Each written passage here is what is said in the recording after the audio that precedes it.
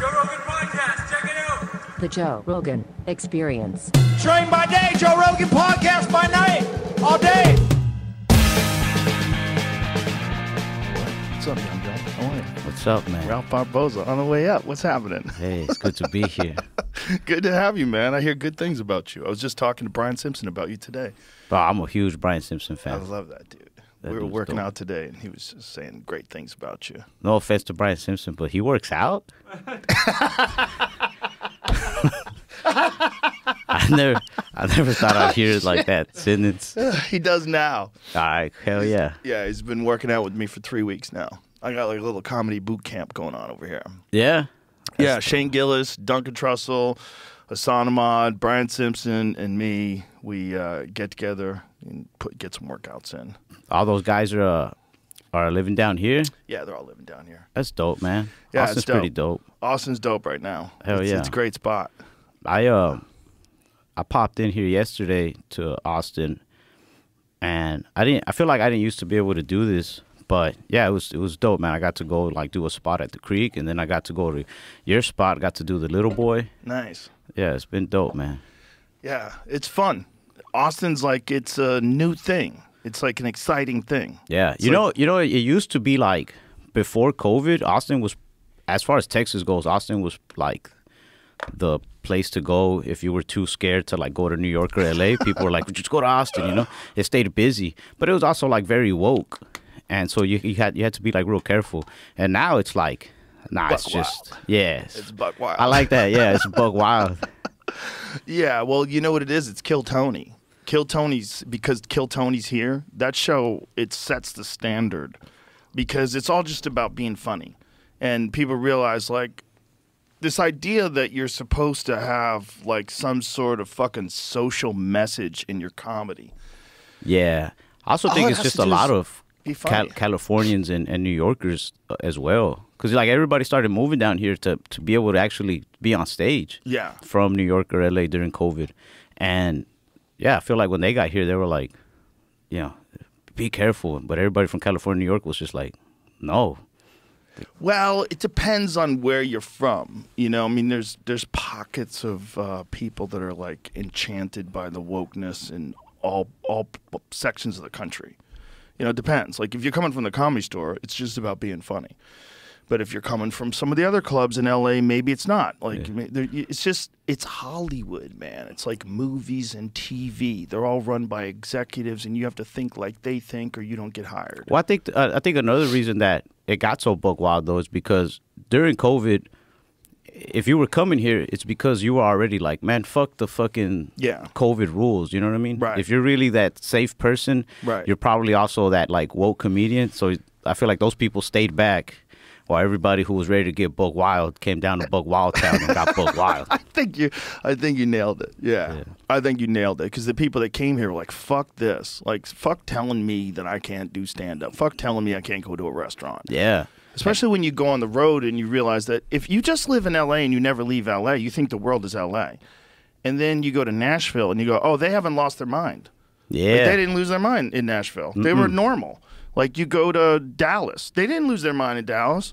People kind of got a little freaked out for COVID for a couple of weeks, and everybody sort of just settled in. Yeah. California never settled in, man. It never settled in. It's still there. I've been seeing people with masks on this week. I see that a lot too. I remember when when I came down to Austin a few times during COVID, to a lot of the comics from like LA, you were like, Jesus Christ. Like they were like waiting on you to like rise with your club, dude. I was like, you guys are putting too much pressure on Joe Rogan, It's a lot man. of pressure, bro. Because I think it's not all LA comics, but there were a few that maybe felt like the Austin comics weren't showing love to the LA comics. They were like, man, they put us last on the mics. They don't book us on the shows. The LA comics got to do our own thing. He's like, but they were like, just wait, man. I heard a couple guys say this. They were like, just wait, man. When Joe opens up his club, it's over. Like, we'll be back on top. But I feel like you brought everybody together, man. Yeah, it's about everybody should be together. This is a fun artist community, and it should be fun for everybody. There's no us versus them. Shut up. We're all comics. Stop Yeah. with the silliness. The Austin comic, L.A. comic, It was New only York for, comic. I think it was only for a little bit during COVID when everybody's just rushing in, you know? Well, everybody was freaking out just about change in the world, you know? Like, there was a lot of weird shit going on in the world, and everybody had a higher level of anxiety. And to take a chance when you're young and you're coming up and everybody tells you L.A. is where you have to be. Are you a 27, 28-year-old comic? Oh, my God, you got to get to L.A. That's what I had always heard. You got to get to L.A. You got to get to L.A. Yeah. It's not the case anymore. That's not real anymore. The thing that helps you more than anything is podcasts. That's the thing that helps you more than anything. Yeah. Number one, social media, podcasts, you know? Those are, like, look how big you got so quick from a couple clips. Yeah. It's just a couple clips. Like, you know it as well as anybody. If you've got good shit, now it gets out. Like, that, there is not a TV show in the world that would have done that for you. You would have had to be the star in the, like, if you were living in the 90s, you'd have to be the star of some NBC sitcom to sell the kind of tickets you're selling right now. Just from clips online. It's beautiful. For comedians, it's the greatest thing that's ever happened. I feel like it's letting people decide who gets to blow up. You know what I mean? Like, I don't know what it used to be like because I wasn't there. But I feel like it used to be the industry kind of decides when you get your break or not. Like, do they put you on this show or that movie? They sort of do, but stand-up was always at least partially been a meritocracy.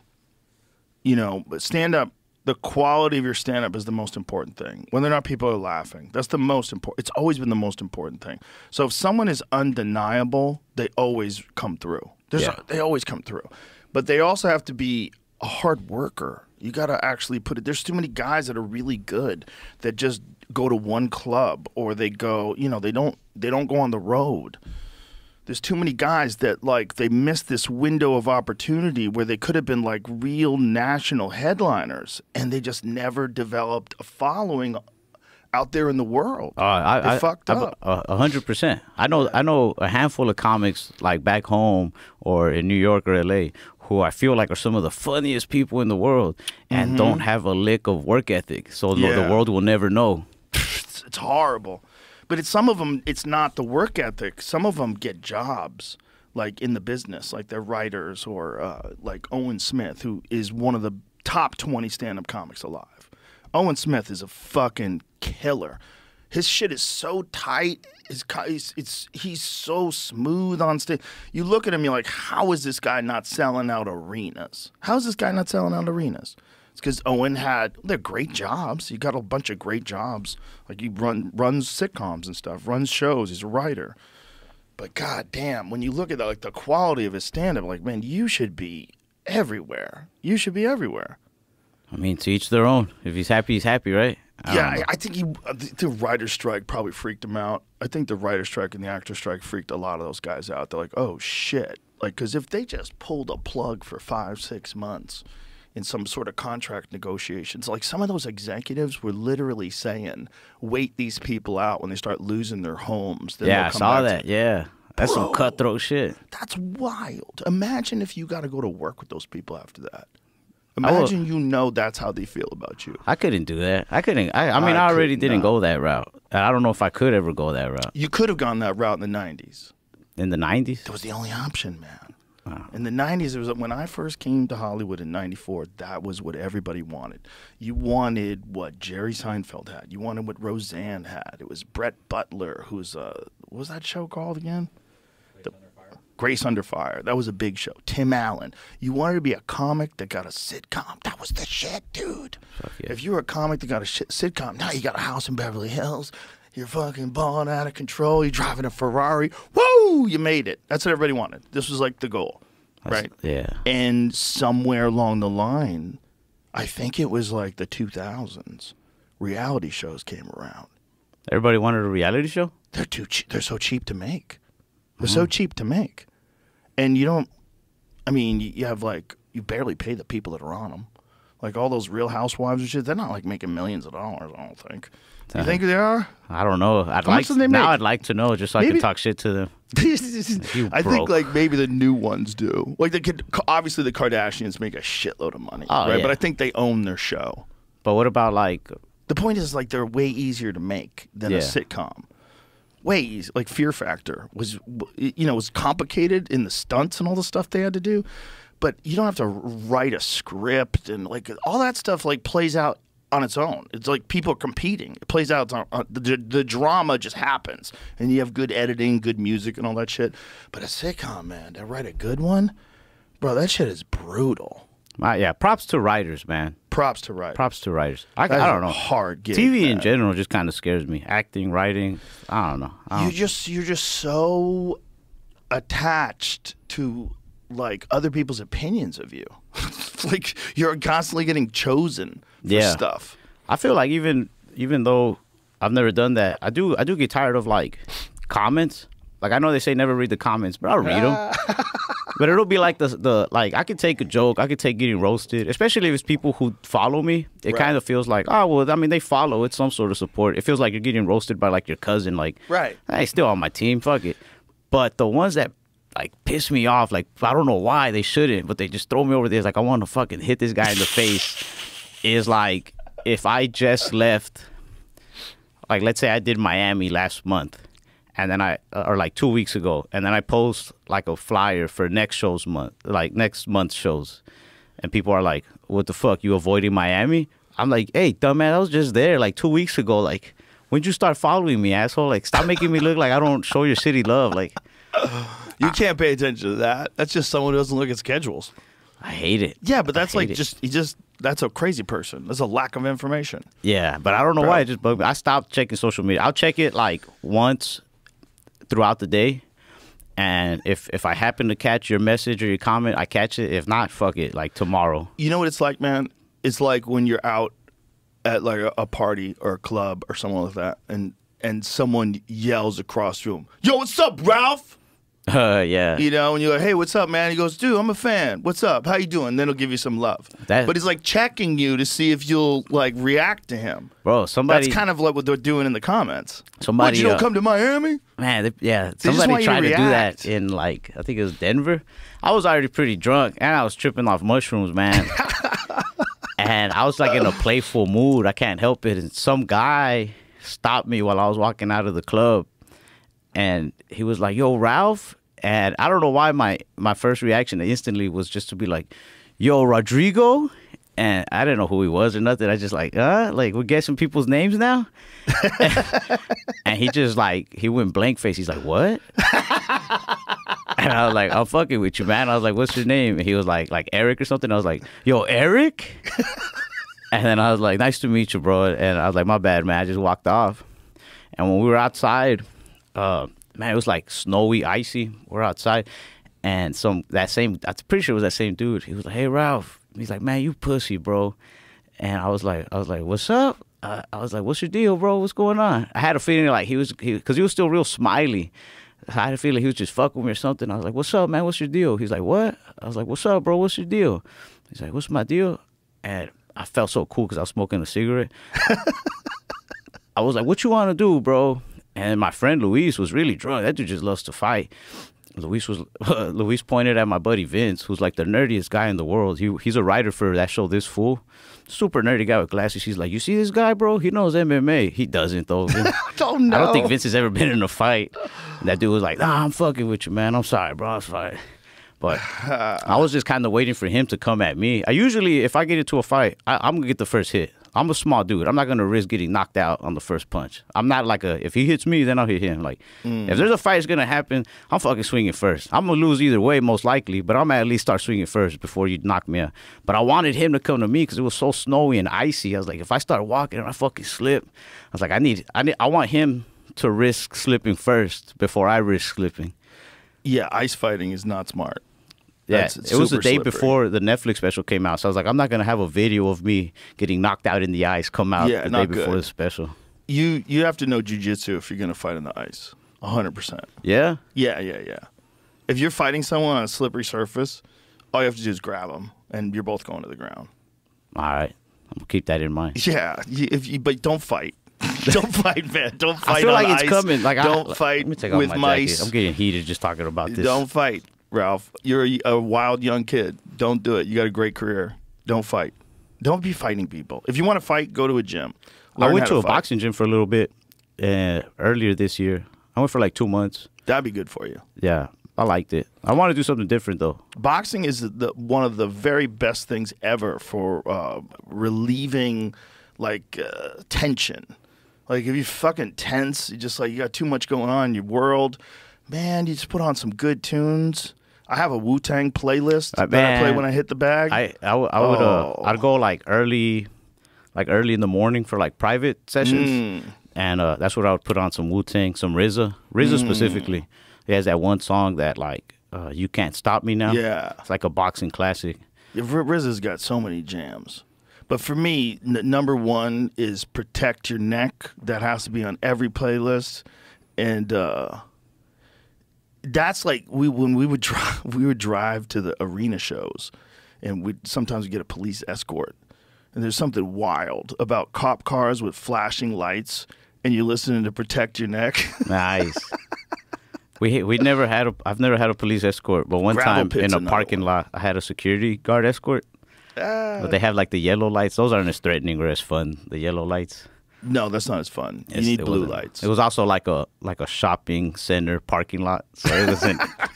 It's not exactly an arena, but dude, some of the best comedy clubs ever in those little shopping center mall places. Yeah, little fucking clubs that you would never imagine were great.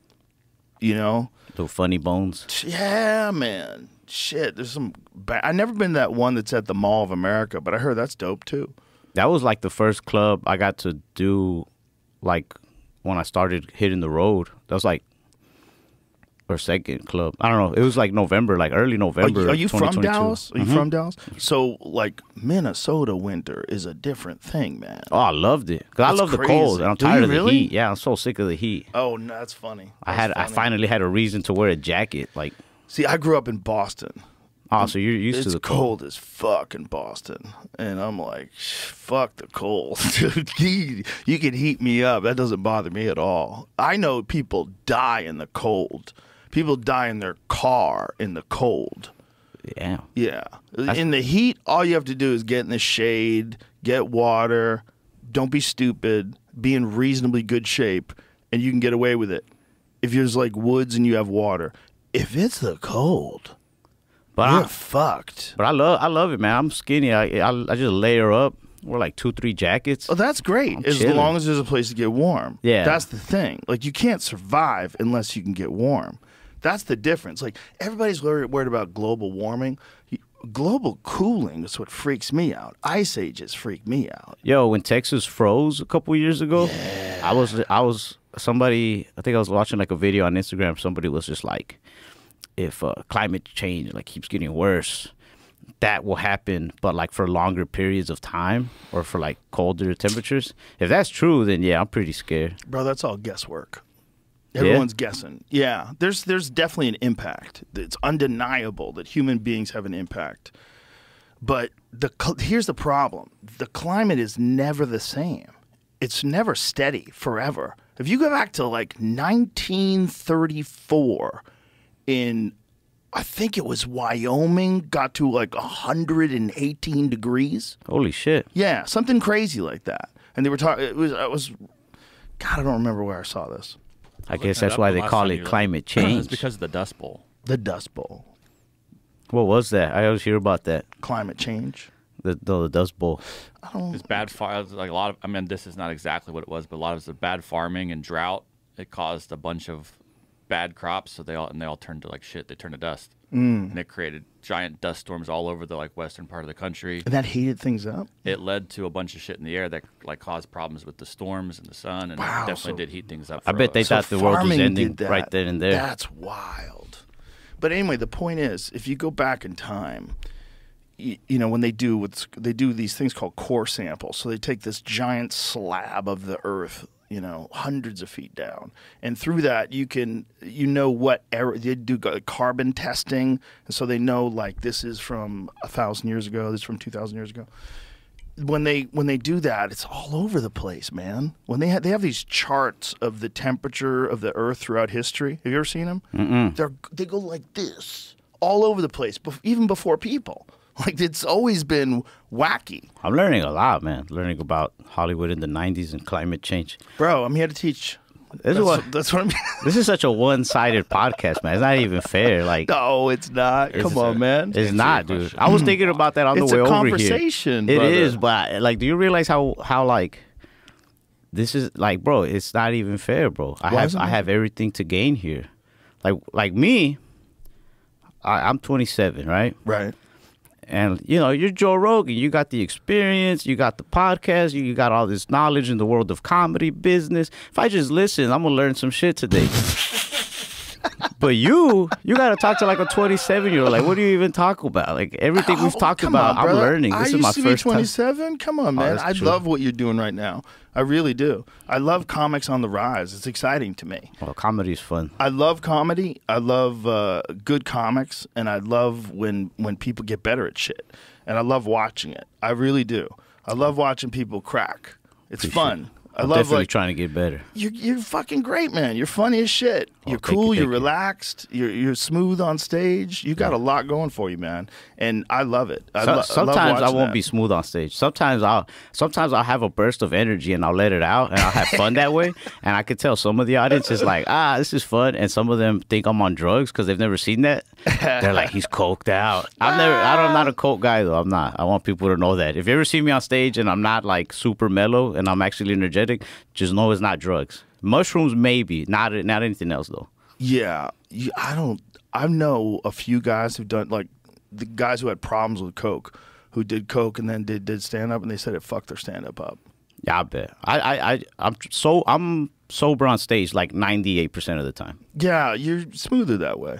Yeah. I like a drink. I like a drink every now and again, a little puff and a drink. Sometimes you Just need to- that just to kind of lose, like, Just to get in the fun mood. Yeah. Just we're having fun, you know? yeah, for sure. Sometimes you might be a little stressed depending what's going on in your day, your week, and you need like a shot, Yeah. a couple hits to like take that just- off a little Just bit. take that edge off and just, hey, come on, Ralph, enjoy this shit. You're on a fun ride. Yeah. Let's go. Yeah. I try to chill sometimes just because I know that if I do start drinking, I'm not gonna stop. Like I'm not like a few beers in the night. I might, if I have 2 shows, I might drink a beer or 2 before the second show. I might drink another couple beers on the stage. But I'm also like, when I'm on like the West Coast, from Texas to the West, my audiences are like 100% Mexican.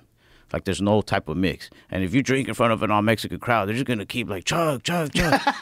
Bro, and there's no satisfying them. Like, like I learned my lesson. If you chug one, you'll have to chug another. If you chug the next one, you'll Yeah, be 8 more beers dudes in, are- wanting to throw up on stage. Like, More dudes gonna bring you beers. 'Cause Yeah. let me get him one too. yeah. So yeah. like, Yeah. I won't drink on stage. If I do, I'll let them know. Like, I'm not fucking. You're not doing this to me. Yeah, they could take you down a rabbit But hole. after the show, if I already started drinking after the show, I'll keep it going. Mitzi's is a fun place to be after the shows. Where? Mitzi's, the bar downstairs at the mothership. Oh yeah. Tonight I haven't tried. after shows, we're going downstairs. Yeah. All right. We're going. It's great. The whole staff's partying, just Mitzi's. hanging out. Yeah, Let's it's a do it. great vibe. It's a real great sense of community and home. You know that it's a real like home base. You know, And You that- need home bases when you're on the road a lot. I you feel do. I think you do too. keep you human. That's what we used to have at the store. It was a home base. All these guys that would tour on the weekends, we'd all meet each other at the bar, at the bar downstairs. It was a comedians only bar, and it was this beautiful bar. And the bar itself was Mitzi's. It was from her home, and they moved it when she moved out of her home. They moved it and they put it in this one. So you knew it was like you're holding on to Mitzi's bar. This is hers. You know, Yeah. This is her bar. Like you feel her bar when you put your hand down when you have a drink. You set it down on Mitzi's bar. There was something about that, man. And then we're, Ron White's back there, and fucking Dave Chappelle's back there. Dave brings his own music sometimes. It's crazy. It's beautiful. No, I fucking love that. Beautiful. It's just a hang, man. And Hell so yeah. that's what we do at the mothership. Dave has good music. He's always got the best music.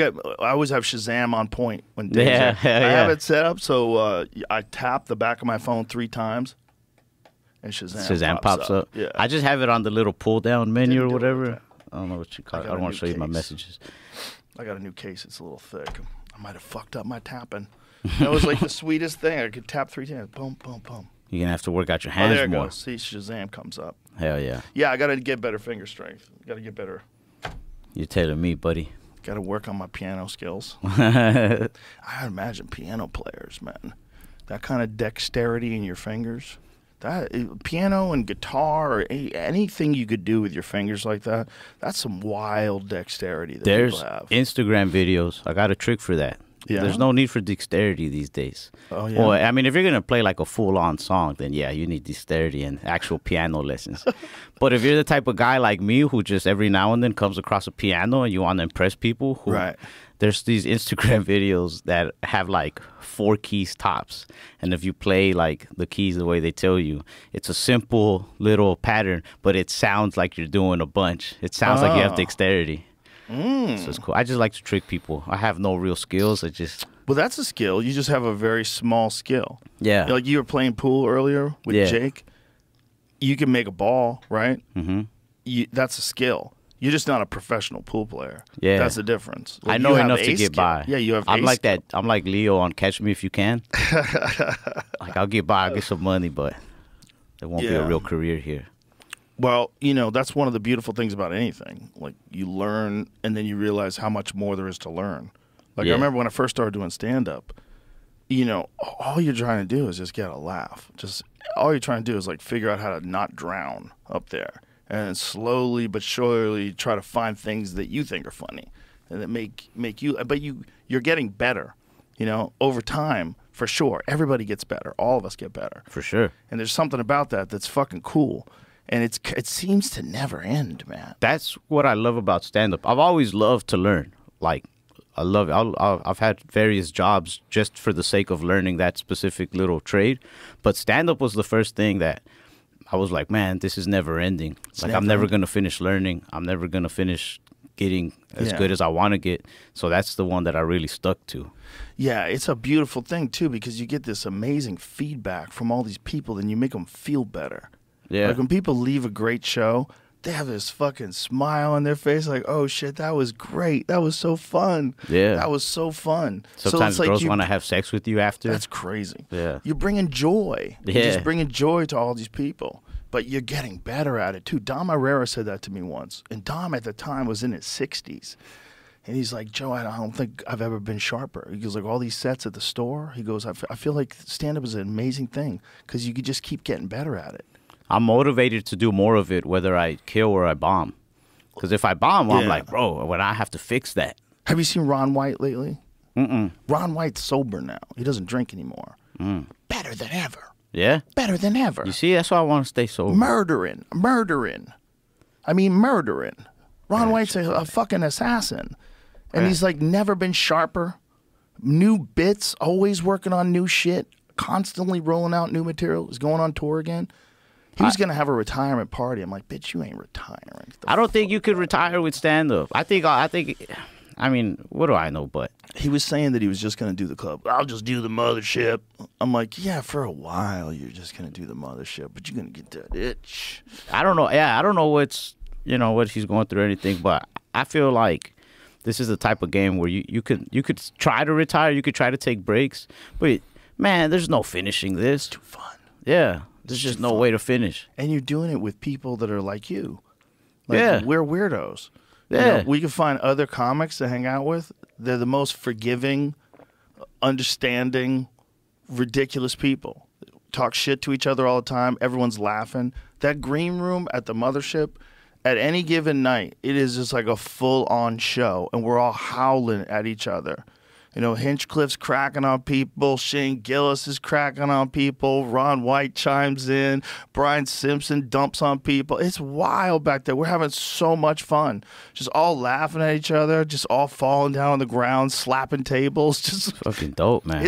it's beautiful. It's hard to joke, it's hard to go back from that. Like, Yeah. you when you get used to talking shit with comics. My group of friends that I grew up with, we talked heavy amounts of shit to each other. Like there was no line. And I feel like with comics you can do that too. Everybody's just shooting the shit. But it's tough sometimes, like going home or trying to I've dated people where I meet their family or whatever, and you know, you start to get a little comfortable, but they're like, you forget that they have their line is way fucking way down the road. yeah, and I'm like, fuck, like You passed their line you passed their line in the 3rd grade. yeah, I've said some jokes in front of like the family of girls I've dated or something like that, where they're just like, holy shit, man. And I'm like, all right, my bad. Yeah. So it's tough to go back. But sometimes I kind of miss that too, to be around somebody who's like not a comic. Like, I don't know. My uncle has a body shop, and sometimes there's just random dudes that'll go hang out, dudes that are getting their cars painted there, and sometimes I like miss those guys because I remember them just talking shit about like just random things. It's regular dudes. Yeah, sometimes they're curious about things and they don't have the knowledge of like the celebrity world or like the outside this or that. You know, just kind of shooting the shit. Yeah. Sometimes I do kind of miss those convos, but I don't know. I don't like them getting mad at jokes I say. Yeah, So, I know what you're saying. Yeah, I mean, I got a lot of friends that have regular jobs. One of my best friends, he works as a maintenance guy at a high school. I've known him since I was like 24, 23. Do you ever friends forever. imagine, like, Shout out to Tommy Jr. yo, what up, Tommy Jr.? Do you ever imagine, like, going back to something like that? Like, To like regular life? yeah, do you ever? Yeah. Yeah? Well, I think everybody that gets real famous, there's a certain amount of pressure that comes with that that's not comfortable for some people. You know, like you think how it is like reading your comments. You imagine if I read my comments? I was going to ask you about that, too. Do you ever read them? No. They're not good for you. They're not. No. Nah. I think the bad ones are not good for you, and the good ones aren't good for you either. No, it can't be. Because you got to stay you, no Yes. matter what. And that's difficult. And a lot of guys lose their mind. And I've lost my mind a few times and got it back. But you could lose your mind. You Oh, could get for sure. lost in, you know, other people's opinions of you. Who are you really? You're not. You need at least some amount of time in your day to self-reflect. Just self-reflect. You know if you half-assed something or if you did a good job. You know if you prepared for something the way you should have. You know if a show went well. You know if a show sucked. You know you were off. You didn't have something, anything, whatever it is. You know. And if you don't spend enough time thinking about that and working on those things, whether it's with your personal life or your stand-up or your hobbies or anything that you're doing, if you don't have at least some time where you're not thinking about other people's opinions, but you're just looking at it yourself, then you got too much noise coming in. And too much noise. Oh, but fuck you. I didn't say fuck you. And then you see people where their whole life is engaged in these meaningless disputes with people. Meaningless. Yeah. Energy that you could spend on positive things like friendships, like a hobby that you enjoy, like your loved ones, like positive things about life. And I think for some people, they get trapped in this world of other people's opinions and they don't take enough time to look at themselves. Like, think about yourself. Think about you. Think about what you're doing. I'm learning that, at least for me, I don't know. I feel like stand-up is a lot like a fight or like racing a car. Like, everybody can have an opinion on like why you won it, why you lost it, the race, but nobody's really in the car with you. Nobody saw if you actually shifted wrong or correctly, or if it was because you ducked when you should have punched or something. Like, only you know. Only you know. Yeah, learning that. Yeah, but I guess that's the case with everything. And there's nothing wrong with people expressing opinions, but I just don't think it's good for you to get engaged with them. I just don't think that's mentally healthy. Oh, I've engaged. I'm sure. I engaged for like a good 2 hours. But here's where I fucked up. Not only engaging is I waited to post a clip. And I had a feeling that a few people would talk some shit. So I waited to post it on an afternoon where I'd have some time to engage. Like, I knew I would engage. You did it on purpose? You were ready? Yeah, I was like, nah, because I want to see what people say, right? Right. But after a while, I was like, all right, I've engaged enough. Like, but yeah, after that, I was like, nah, I'm not doing this again. That was kind of my like, all right, I'm good on engaging point. That was when I realized like I should not check social media anymore, or not as often. I posted a clip making fun of Latino Republicans. I I didn't even like say anything harsh. They got mad. I didn't say. All I said is they look weird. That's like the heaviest thing I said. Was that it's weird to see a dude with an accent be like, "We got to stop immigrants," you know? You're like, because you're like wondering when they got here. Like, Right. I was like, I don't know. You're saying they're wrong. I mean, fucking Robitussin tastes weird, but I mean, you need it, right? Like, maybe it's working. I don't know. So I'm not saying they're wrong. I just said it a little weird. Well, there's a shitload of them in Florida. Yeah. All the people that came from communist countries. Oh, 'Cause they're here in like, Texas "Fuck too. that nonsense. So a lot of the people who Hey, you came want from one of these little cigars? yeah, hell yeah. These little Ron White specials. Ron White got me on these little cigars. A little baby cigar, so you don't have to finish a whole one. A lot of the people who were commenting were like people who came from communist countries, and I don't know their experience. I don't know the experience of anybody really. I'm just up there talking some shit, but Yeah. I wasn't trying to change anybody's mind. I wasn't like You're just you talking shit. Yeah, I was like, you shouldn't be. And people were in the comments. They were like, they're like, well, Ralph doesn't understand politics. Yeah, I don't. This is a joke. Like, Yeah, I'm just talking shit. also, I just said you look weird. I didn't say Yeah. nothing wrong with it. You know what I mean? Some Versace shirts look weird, They do look weird. but they're nice. They're nice. You know what I mean? Wasn't that what Shane got for the fights? You got a Versace shirt, a golden Versace shirt. That shit looked dope. That's a bold move. You know, you got a gold Versace shirt on. You're That like, is I'm a here to bold move. party. You Hell know, yeah. that's like the ultimate Hawaiian shirt. Like a Hawaiian shirt is, I'm here to party. And a Versace Oh yeah, I shirt. saw it. He yeah. I know what you're talking about. He posted a picture. There you go. Look at him. With the president, with the former president. Is a blurry picture. That's a badass picture, by the way.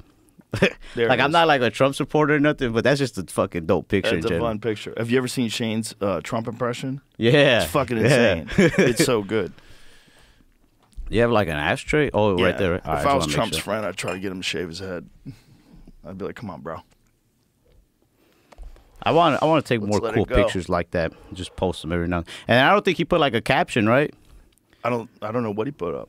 I don't think he put a cap. Bro, that's fucking genius. That's why this dude's like the next GOAT, bro. Oh, he's so funny, man. He's so funny.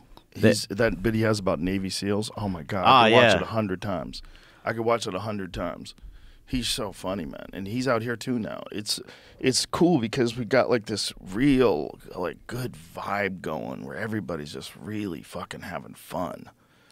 And there's all these young guys coming up because like a big point of the club was development.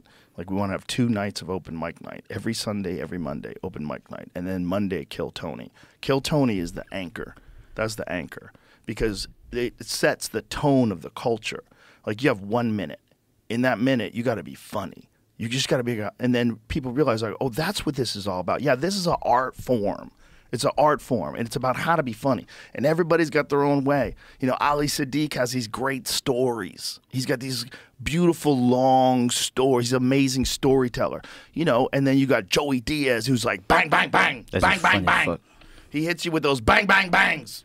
I You know, love it's a I to- love the upstairs room, the little boy, because you got comics going up, but you also have like every employee in the mothership going up. Yeah, well, You're they're all giving comics. Yeah, they're all comics Yeah. too. But you're giving them a chance, man. A lot of comics work the club to try to like get in with the club, like across the country, whatever their club is, and sometimes even they don't get really the chance. You know what I mean? Yeah, well, we all came from open mics. Everybody did.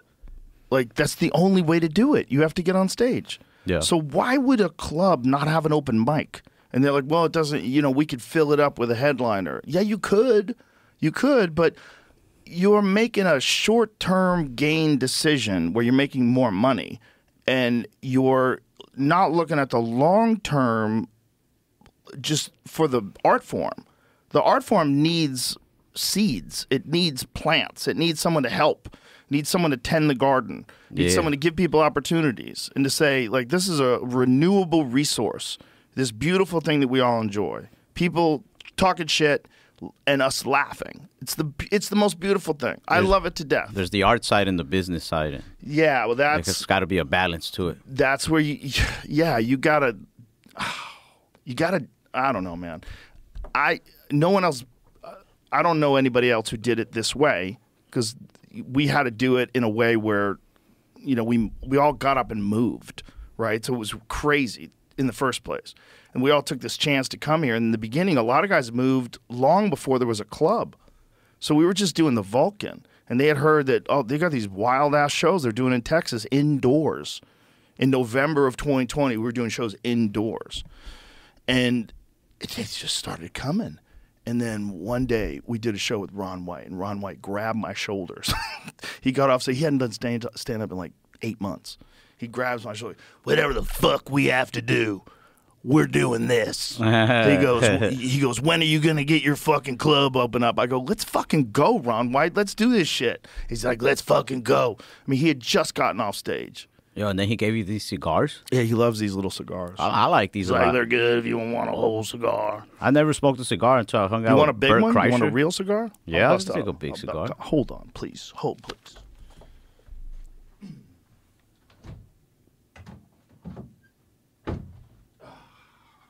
Get you some of these Foundation cigars. We got our own cigar, bro. You make those cigars? No, Foundation Cigars do. Oh, I've never heard of that company. I'm new to the cigar world. I just got into it like in the summer. I'm learning. Shout out to my man Nick. Yeah, this dude. I was super skeptical. He goes, "We made you some cigars." I'm like, "Come on, man. These are probably gonna be wax cigars with a label on it." But no, this dude is like a real cigar head.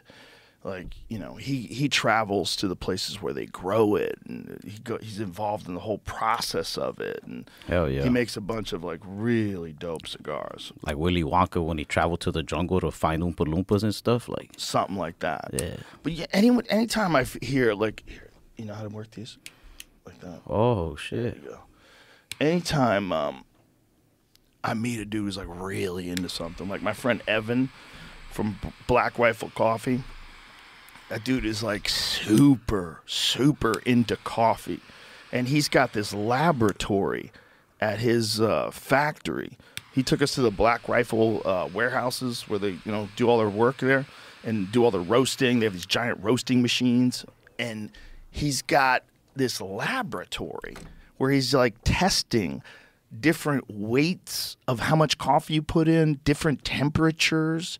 And they've got these dudes sitting around sipping them, trying to figure out what's the perfect way to do this shit. Like they're doing it like a lab. Professional sippers. Yeah, man.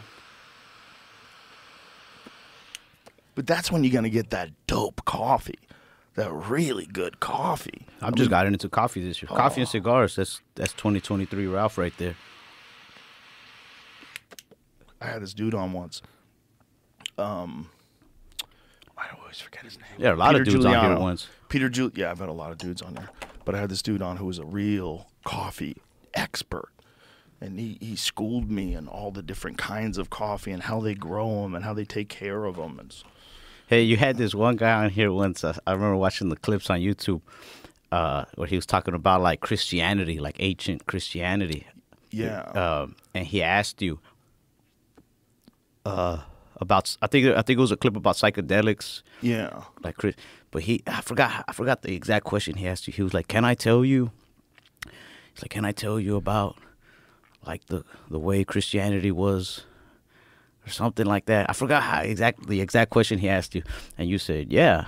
And then he kind of like, "Yeah," and then he kind of laughed a little bit. Bro, that shit scared the shit out of me. If I would have Why? heard the guy laugh after he's like, "Can I tell you about this?" and I'm like, "Yeah," and then he laughs, I'd be like, "Never mind, bro." I feel like why did he laugh? That guy What are you scared. going to tell me? You going to say a magic spell? What are you going to say? He was talking about I don't remember all of it. I just remember he was talking about like that Christianity used to be kind of like a cult, and then he was saying something about they went underground with it to watch it or something. Who was that, Jamie? You know who that is? I was thinking he was talking about Brian Murray. Brian Murray It Rescue, could probably. have been somebody else. But It might have been Brian. Brian's amazing. Yeah, I mean, it was a cool episode. I mean, I learned a lot of shit about Christianity that I later forgot, but it was just that one the one way he asked the question that scared the shit out of me. And I was watching the clip like at 1 a.m. just chilling, So I turned that off and I just turned the lights on in my room. I was like, all right, freaked me out a little bit. What's interesting about Christianity is everybody wants to know what was the first shit they wrote down. Like everybody knows like the New Testament, right? The New Testament. But then you go, what about the Old Testament? Like, that's not, don't pay attention to that. Yeah, I don't really like that they be changing shit, Give me one set of rules, leave it, Now, if you choose to follow them or not, that's on you. But don't it's- change shit. Even if it is the writings of Jesus, even if it is the writings of, even if all that is unadulterated, it's not been altered by human beings, it's still put together by people, written down by people, You ever do that and thing? very different than the Old Testament. They I remember they did this like at Barber College once, just to like teach us a lesson or some shit. I don't know, but they had this long bench, and they sat down all the students, and our instructor whispered a secret to the first person on the Right. far right, and then they Telephone gotta keep game. yeah, you gotta just keep whispering the secret down the line, and by the end of the line, it's a totally different sentence. Right. That shit made me never want to like check out the Bible anymore. Yeah, the Bible was. They think it was an oral tradition for hundreds, if not 1,000 years before they ever wrote it down. God damn, that's a Yeah, that's a lot of mix up. could be. Yeah, Yeah. for sure. People could have added some shit in there. You religious at all? Like, you go to church or anything? You follow a religion? I'm not religious, but I'm not an atheist. People always say I'm an atheist. I'm not an atheist. I feel like I'm on something like that. You know, like, there's something going on out there. I mean, I grew up like somewhat Catholic, like how most Mexican Catholics are. Like, maybe you don't go to church, but you do this thing all the time. Yeah. So like, I'm still like, you know, like, but yeah, there is. I don't know, man. I don't know what to believe. I do want to have a religion. I'm not gonna lie. It'd but be nice sometimes if there was a don't. good one. One you could like really lock into. Like, man, you guys are making sense. Well, I just like that people really like lock into something, and like, I don't know, man. I wanna like defend something. I want to be like, you don't speak that way about Allah, Right. But- It's a nice gang to be a part of. right? Very aggressive gang. But I also feel like the gang I belong to, whether I like it or not, is like the comedy world. Yeah. Just make fun of everything. Yeah, that's our gang. But I think religion helps a lot of people, and I don't necessarily think it's. Oh yeah, I think it came from somewhere, and I think there's like real wisdom to these stories that people wrote down thousands of years ago. But there's a lot of problems in the translations too, because they're translating shit from, like here's a good example. The Dead Sea Scrolls is the oldest version of the Bible that they're aware of, and it's from Qumran. They had these caves, and they found these big pottery vessels with scrolls in them, and these scrolls they're all made of animal skins. Like, that's how old they are. shit. That was their paper. They wrote on animal skins. And one of the ways that they figured out, they had to put it all together again, and a lot of it was crumpled and falling apart. And so they had to do DNA testing so that they could figure out, okay, these samples are all from this cow. And so we'll put these here. And it took them fucking years and years and years to do this. And after 14 years of deciphering it, there was this one guy. His name is John Marco Allegro. And he was an ordained minister, but he was also agnostic. Because when he studied theology, the more he started studying it, the more he's like, wait, what the fuck is it? How come this is so much different than this? And what's the origins of these words and where does this all come from? So this guy studies this Dead Sea Scrolls for 14 years. And then he writes a book called The Sacred Mushroom and the Cross. And he said that the whole Christian religion was really about psychedelic mushrooms and fertility rituals. That these people had hidden all of these stories in these allegories and in these tales. They'd hidden all this information on what to do and when to do it. And that it's a very, very controversial book. But that all of the, like, even... You think they got it at Barnes and Nobles? I think you can probably get it now. I know Yeah? it got republished. I think it was bought out by the Catholic Church for a long time. And then I didn't know the Catholic Church was buying out books. Like they didn't want this one out. some Wolf of Wall Street shit. I don't know if that's true. I need to find out if that's true because I've said it before because someone told it to me. Dude, you say it with enough confidence, it's true. Yeah, if you say it with enough confidence, you can. But Catholic people will. Church bought out GameStop a couple years ago. They're responsible for Battlefield Earth. Hell yeah. Man, that's crazy that they were writing on like cow skin. Yeah, that's all they had. Fucking cows, man. Cows have never had it easy on this earth, bro. Nope. Kobe beef. Even when they have a good life, it's only for Kobe beef, you know what I mean? Right. Even if a good life, it's only like 16 years old. What is it like in Japan where they really like massage them Yeah, and feed them? they feed Imagine them being beer. that cow, just being like, damn, I've heard about cows that get slaughtered, but man, I got lucky to be born in this life. And they're like, nope. You got slightly luckier than the other cows, but still a cow. The thing about cows is if you care about like suffering, if you can buy beef from a regenerative farm where that cow dies instantly, lives a great life until it dies. And then you'd say like, no, we should let them free. They should be free. The way they die when they're free is horrific. Yeah? Horrific. Yeah, because they get eaten to death. Oh, yeah, right? Yeah. They get eaten. Yeah. Most of them are not going to make it Who past eats being them? a calf. Mountain lions, bears, wolves. If they bring wolves back. They've brought wolves back everywhere now. Wolves are in Colorado now. are back They're now. moving them in. Yeah, they're moving them in. Badass. I don't know. You ever about heard that, the bro. wolves are back in town? The wolves are back in town. I think that's the boys. Oh, yeah. Well, you know If what the they wolves are meant. back down, they're Wolves. going to eat your dog. They're going to kill your kids. Oh, shit. I didn't think Yeah, about that. That's the Little Red Riding Hood shit, man. That's all the big bad wolf. That's because in Europe, in like the 1400s or whatever the fuck, They're eating people's grandmas and they shit. ate everybody. Wolves ate people. Wait, what year was this? Listen, wolves always eat people. In World War I, there was a ceasefire between the Germans and the Russians because wolves were eating so many soldiers that they decided to band together and kill the wolves. Oh, shit. So, you know, maybe they're not a problem. The Well, world wolves is are a very problem. split right now. Maybe wolves are going to bring us back together. Maybe, man. Also, maybe we need to bring back psychedelic Christianity. Maybe I think that's that- what Red Riding Hood was on. That's why she thought the wolf was her grandma and shit. Probably. Tripping. Bitch was tripping. Yeah. Imagine how high you have to be. Think a wolf with a dress is your grandma. I'll tell you this, though, on the whole Christian psychedelic trip shit. One time, I ate like 9-10 grams of shrooms, and I swear to God, the ceiling, there was a face in it. And like, for some reason in my mind, I was like, that's God. And he was fucking pissed. And He's then pissed? Yeah. At you? Yeah. For what? I don't know. I think it's just because on the inside, I've never done mushrooms out in the, like, during the day. I know some people are like, yeah, man, do mushrooms, go to a park. Nah, because I do believe there's, like, God out there, some sort of God. And I don't think he's necessarily like the good guy on a TV show.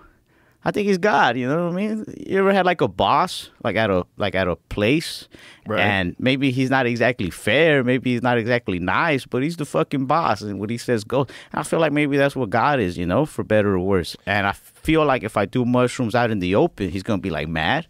So I do them at night. I usually do them in my hotel rooms. I'll do research on hotels that have like artwork and stuff, like Hotel Indigo's.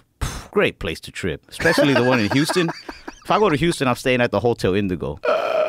But yeah, the ceiling, man, I was tripping so hard, and the face came out, and it looked like a hand, and then like an elbow, and then I felt like he was putting his elbow on my neck. Whoa. And I couldn't breathe. I started trying to breathe real hard. I was like, and my buddy was like having a nice trip. He was just like, "That's right, man, breathe." I was like, "No, dumbass, like I can't breathe." Like, God's choking you. yeah, God was like putting the pressure down on my neck. But I feel like that was maybe in my mind. Well, it's definitely in your mind. Yeah, you know, like just feeling pressure in general. Right, And right. wondering if I'm doing the right thing or not. Yeah. Well, a lot of changes have happened really quickly with you.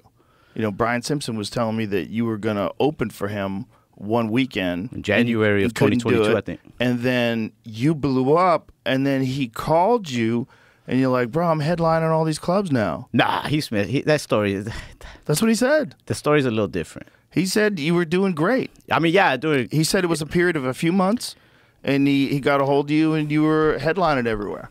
I can't, man. I shouldn't say how the story went because I'm not even sure how the story went. Maybe that is how. I do remember we spoke, and I was just telling him like, man, I do want to open for you because he's Brian Simpson. That dude's hilarious. You know? Hilarious. But at the same time, I was like, I kind of want to take my chances on some headlining my own shows here. But looking back on it, I mean, there's no regrets. I feel like as long as I'm doing whatever I feel like doing in that moment, there's no regrets, you know? Yeah.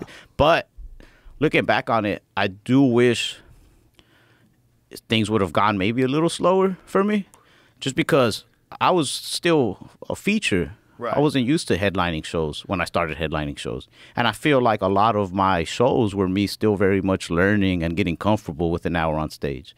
And like, I love my Netflix special, don't get me wrong. Like, I'm like proud of it. I want people to watch it. But I feel like after the special came out is when I actually got to like enjoy headlining on the road. And I feel like now I'm at a much more comfortable level. And now I mean, I'm pretty sure this happens to a lot of comics, but I feel like this material now, like, this is where it's at. You know? I don't even want to post. Like, I want to post it. I have certain jokes that I'm like, bro, if I could just post this, people will fuck with it, I bet. But there's a lot of it that I'm like, nah, if I don't post it, I can just keep doing it, like, on the road and give people a hell of a show. And put it together on your next special. You're on the road. You're on your path now, man. That's fucking awesome. That's what it's about. How old are you? 27. That's beautiful. That's beautiful. What a good time. Yeah, I like 27, man. 26 was better, but 27 is all right. Listen, I know it all came fast to you, but you just got to accept that gift. This is just, you know, you can't. You got a gift. It's a beautiful gift of being in the right time with the right tools available and having a great set and having a piece of that get out. Try to inhale that one. Sorry. Yeah, don't inhale this, man. It'll fuck you up.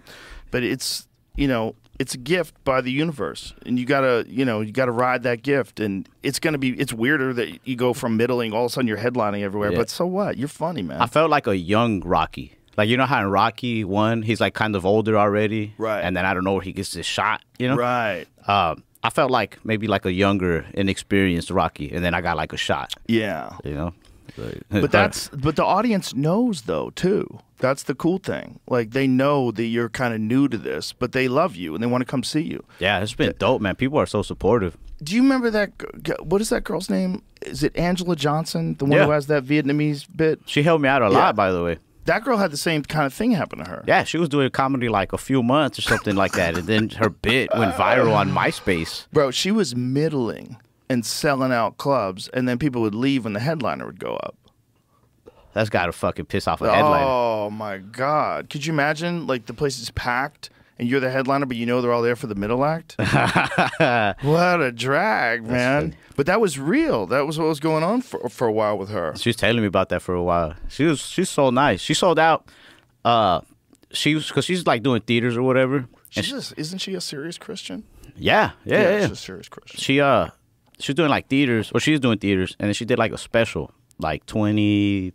What year are we in right now? 23? 23. So like 22 maybe it was. I might be getting this wrong. You want some coffee? I'm okay. I'll go away. But she put out this special, and she had been like, you know, doing theaters. But after she did her last special, she booked a lot of club gigs, she told me. And so she went to San Antonio to the LOL to just book back-to-back gigs to keep running material and shit.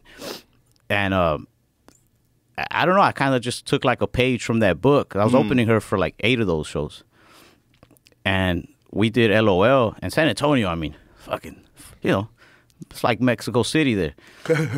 So, like, I have a lot of tickets to sell there, man. So anytime they wanted to add a show, I was like, yes, add it. Yes, add it. Like, I'm just going to work out so much shit here. But then now that I've done it, we did the first weekend. The first weekend was 10 shows. This next coming up weekend is the next 10 shows. But like 5 shows in, I was like, well, hold up. This might be not as productive as I thought it was. Because every audience is just 99% Latino, Hispanic, Mexican. And I like, fuck. I was like, I need to work out material in front of everybody. It can't just be only my audience. It can't just be Hispanics. Like, they're gonna baby me too much. Like, I'm not gonna grow. So I came down here. I was like, fucking, like, no offense to my audience. I love them. Like, fucking keep coming now. I'll fuck with them all day. But I also need to get in front of strangers. I also need to get in front of different people, some Asians, some Indians, some white guys. Like, I need to get in front of everybody if I truly want to grow. At least that's my opinion. You know what I mean? I think that's a good opinion. I think that opinion is shared by a lot of people. I think getting in front of as many different audiences is real important, especially in the early days. Yeah. You know, that's why the road, I think, is so important. If you live in New York City, you kind of think that everybody thinks like people from New York City, and then you go do a gig in Oklahoma, and you're like, oh, yeah. Okay. I love New York, too, though, because you get great. a little bit of, like, those diverse strangers. Oh, New York's great. New York's an amazing place to do comedy. Like comedy gym, like comedy. You ever watch what is it, Christian Bale's Batman, and he goes up to like Nepal to become Batman to like train. Sometimes, man, when I was frustrated, and especially before I got to tour, when I was still just like a feature or an opener, you know what I mean, an open mic, go crash on my buddy's couch for like a month or two in New York and just fucking work it out. You know what I mean? No, New York has always been a great place for talent. You know, I mean, there's always guys like Attell in New York, and it's Ari's always in New York. New York's a great place. It's just not for me, man. No. It's too many fucking people. Too many people jammed on top of each other. I'm just I don't like that much. Yeah. I like some quiet.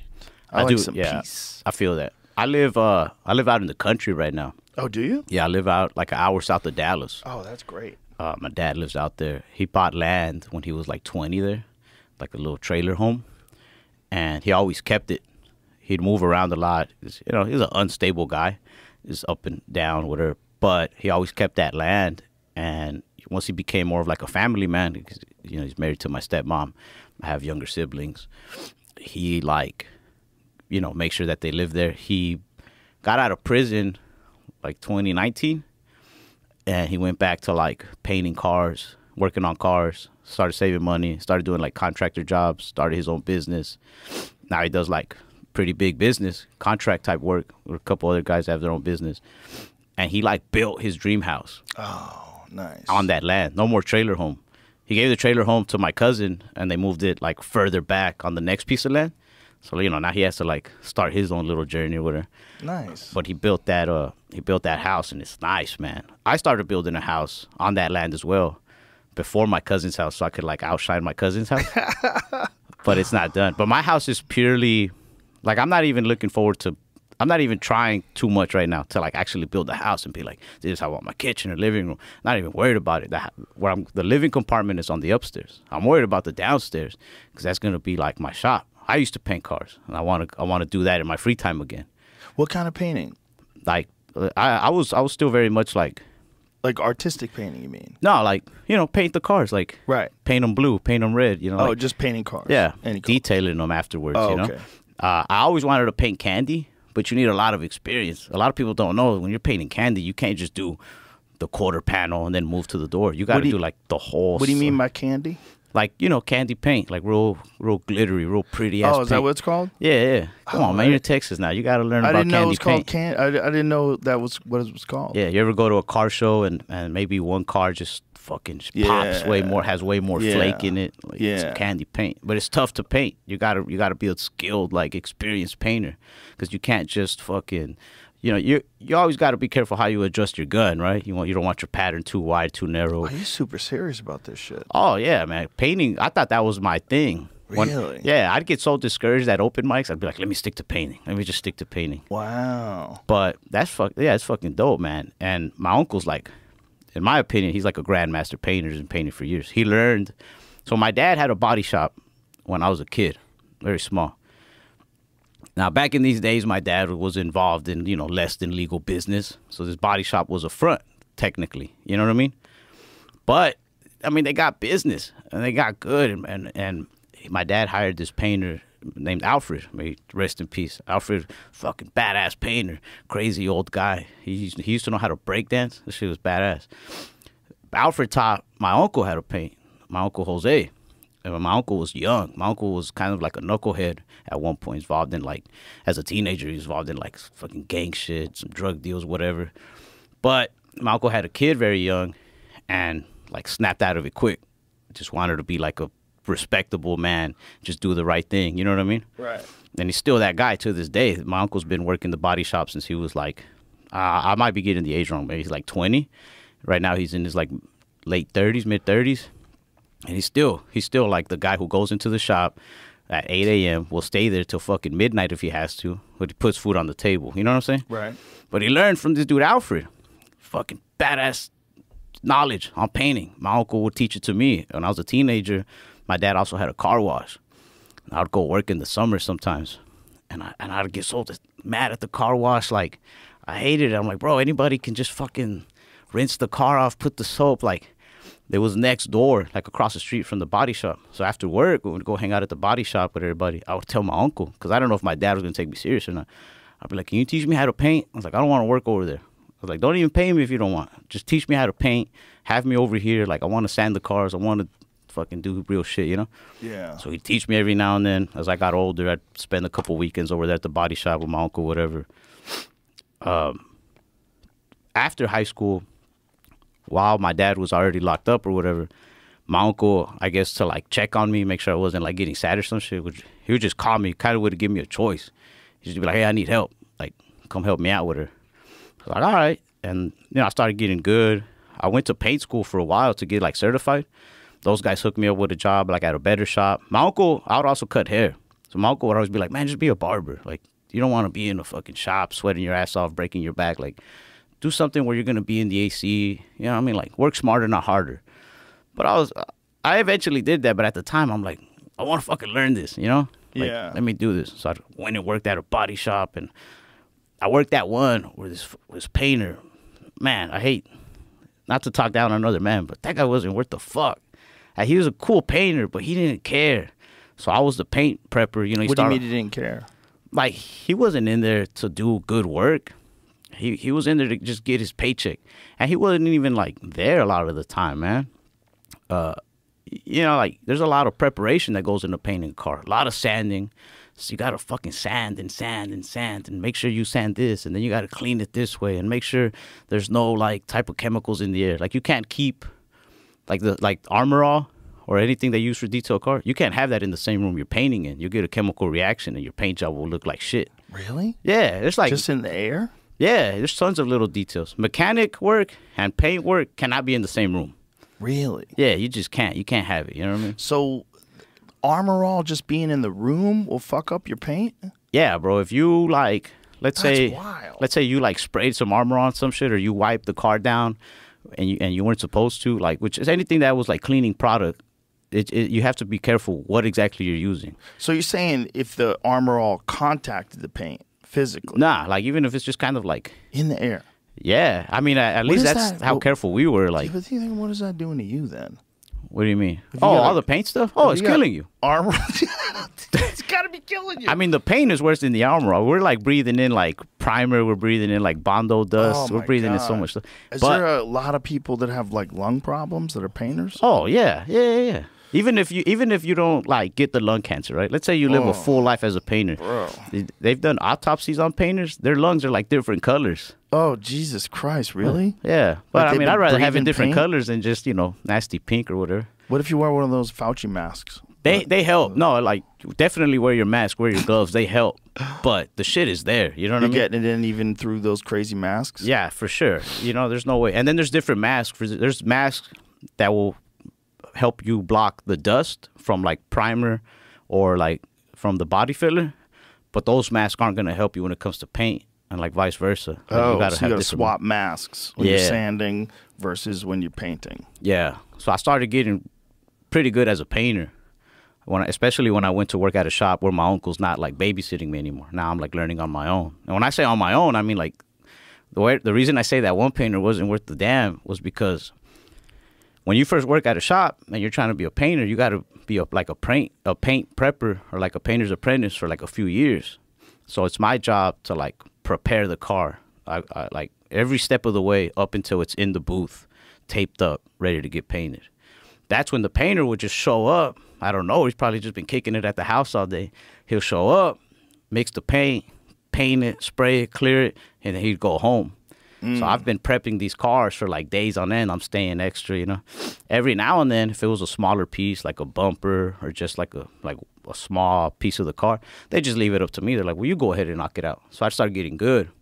There was a guy there, man, I forget his name, super cool ass fucking guy, who was just kind of like a shop hand. Like he didn't really work on cars, but if you needed help, you know, sometimes you need help moving a fucking hood or a door, like Right. just random shit. He was there, and he had a Buick, like it was his grandpa's Buick, like a '99, just regular Buick. And he was like, man, I want you to paint it. I want you to paint it. So I painted like half the car because it only the front end needed it. That was like my only like big paint job. I started getting good, but that's when I really jumped more into comedy. So I just kind of quit, and I did whatever I had to do to make sure comedy worked out. And I went back to like cutting hair because it allowed me more time to jump to open mics quicker, you know? What was the? How'd you get on stage, and what was like the motivation? Like, did your friends talk you into it? Is it something you always wanted to do? I always wanted to do it. You were always a fan of comedy? Yeah, well, like, I wanted to be a comedic actor. Oh, like movies and shit. Movies, sketches, SNL, some shit like that. I loved, like, Chappelle Show. I loved anything with Adam Sandler. I loved anything with just funny movies. And I was, even though I'm very mellow on stage, and I'm you know, I'm writing jokes and I make sure I say them right. Before that, I was like a goofy kid. And I think once I'm comfortable with people, I'm still like the goofy guy. I'm doing impressions. I'm doing fucking voices. I'm a loud dude once I get super comfortable. But I have to get comfortable. You know what I mean? And so then, where was your first open mic?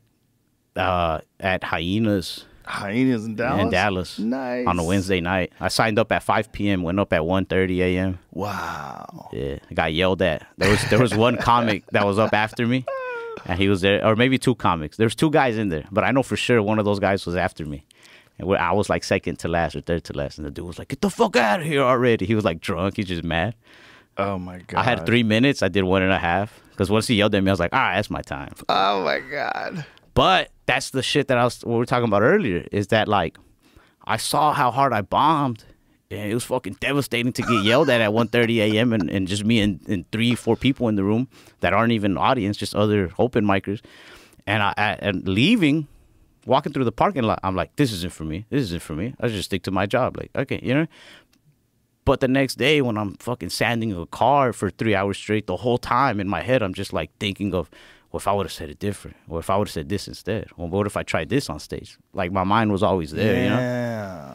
So I'd go back. But then I'd get discouraged again. Older dudes would scare me. I'm a very introverted person. I've been breaking out of my shell more and more. You know, you kind of have to in the comedy world. But I was so introverted. And sometimes I'll tell people that, they're like, no, you're not. And it's like, all right, I'm not, whatever. But I am. Like, to talk to people would feel like a tremendous fucking stress and fear. Like, I freak out. Even till this day, if I'm walking through the mall and somebody who might be a fan or something is walking up to me and I see them walking, and the whole time in my head, I'm just like, oh, shit. And then they're like, what's up, man? Big fan. And I'm like, oh, okay, all right. Hey, what's up, bro? Like, thanks, man. But as soon as it's over, I'm like, fucking thank God. Like, but yeah, man. So I don't know. So that's why I never really stuck to painting. Because comedy took over. Comedy was. When did you start pursuing it full time? How many years in were you? So when I'm like 19, 18, I'm doing it once every few months. But once I was 20, I just every night didn't stop going. You know what I mean? Like, just fuck it, like full blast. You Yeah. know? Because I think that's when I finally got like a laugh. Do you remember the joke? Yeah, it wasn't even a joke. It was like just a reaction to the dude in the crowd, man. And that was like my first hard lesson in comedy. I went up at a place called Backdoor Comedy where you have to be clean, which shout out to them. I feel like that's the place that really made me love comedy because you can't even talk about like the restroom. So I feel like that forced me to really write. You know what I mean? Get creative. Right. I'm not a clean. Instead of taking the easier way out. Yeah. Yeah. And I wouldn't say I'm necessarily a clean comic now. I feel like there's no set style I want to have. Like, if there's a joke that's dirty or cuss words, fuck it. You know what I mean? Like, yeah. If it's funny, it's funny. But that room, I was so nervous. I was like, I got to be clean. And it took place, the show, the little tiny, it's not even a club. It's just a room that used to be located inside the Hilton Doubletree. And the audience that would show up they'd get a real audience for the mic. But it was kind of like classier, uppity folk, a lot of white people with money, which intimidated the fuck out of me. I was never used to leaving my own little circle. And as I was walking up to the stage, there was this dude, this like older white guy in a button down. He had his arms crossed. And that guy just scared the shit out of me. I had a neighbor who every time I walked by his house, if he happened to see me or just kids, he'd stare really hard. Like, I'm pretty sure he was a little racist, you know? He just stared, like, making sure we didn't take nothing from his yard. He just stared. He didn't care if you saw him. He had a glass door. He would stand behind the glass door just like fucking staring hard. And he looked like that guy to me. So as I walked up, I just looked at that guy. I didn't think about my jokes. I didn't think about nothing. I was like, man, this dude looks like he caught the cops on me already. And the audience laughed. And the first lesson was like, just fucking, you know, say what you're going to say. Be vulnerable, be honest. Yeah. And that was like my first little lesson. Like, it worked, you know? So then you start feeling it. Yeah. Yeah. After I got that laugh, it wasn't even like a huge laugh where they're gonna clap, but it was a laugh. Something. It was But you know, something. that first time you get a Yeah. laugh, it feels like you just destroyed the room. Like, Yeah. and after that, I'd get a little better. I was able to deliver for a minute, and then I was able to deliver for 2. And they'd give you 3 minutes at that mic, so then 2 minutes would go good, and then 3, and then I'd have like a killer 3. Linda Stogner, the owner of that place, started letting me host the weekends with just 3 minutes. Ooh. But it's like a showcase style room, and there's tons of comics. The show would go on for like 2 hours, and there's just so many comics, and you know, I'd take it. I'd host for 3 minutes, and then the next fucking 2 hours, just, you know, I'd do my 3-minute set, and then the next 2 hours just host. You know, remember people's credits, whatever. Right. But yeah, I loved it, man. I also just love going to different clubs. I feel like Dallas was too small of a scene for people to click up, but they did. They'd be like, nah, that's a Hyenas comic, or that's a Dallas Comedy Club comic. And Really? there were, and then, you know, Dallas Comedy Club was maybe where you'd go if you were a little more like on the woke side. Not necessarily too woke, but you know, you were a little cleaner, a little friendlier. Hyenas was where you'd go if you just wanted to say some shit, get a little more raunchy. Backdoor was definitely like where I feel like a lot of good fucking like comics would go on the weekend. Sometimes people would just pop in because they'd happen to have some extra time on the weekend. But I liked going to all of them, man, because all of them you had shit to learn. You know what I mean? Yeah. It's good to get a variety in. It's so silly to think of yourself as I'm a this club comic. Guess we kind of used to do that with the Comedy Store. But even then, it's like you still did. even at the different Comedy spots. Store, I've seen. I mean, I've never lived in LA, but I've been in there tons of times just to watch and shit. You know, even there, you get a variety of comics who have different styles. Oh, And that's what I fucking love. There's Yeah, this Bruce that's- Lee movie. I don't remember the movie, but I saved the video. I have like screen recorded on my phone, and sometimes I watch it on the plane when it's airplane mode. I have the video where he's talking to like, you know, like a grandmaster type dude, and he's questioning Bruce Lee. And that one quote, I feel like just applies so much to not only comedy but everything. He asked Bruce Lee, he's like, "What is the highest technique you hope to achieve?" And Bruce Lee's like, "To have no technique." I was like, bro, that's fucking it right there. Like that's the thing. You know what I mean? To be Yeah. like, I get it. A clean comic is a clean comic, and they're funny, whatever, right? Some people only want clean comedy, and a dirty comic is funny as fuck. Some people only want that. But to be able to do everything, you know what I mean? Yeah. Like to not subject yourself to one style of comedy, like that's fucking hilarious. Yeah. That's the beauty of having to do like a clean set for television. Is that you do have to work on it. And you do have to, and sometimes when you're working on stuff like that, it's a good exercise in being locked into a rigid structure where you can't talk about blowjobs, you can't talk about anything crazy. You have like a FCC set of rules or whatever it is. When you do that, it forces you to think of alternative ways for things to be funny other than going to like a cheap laugh.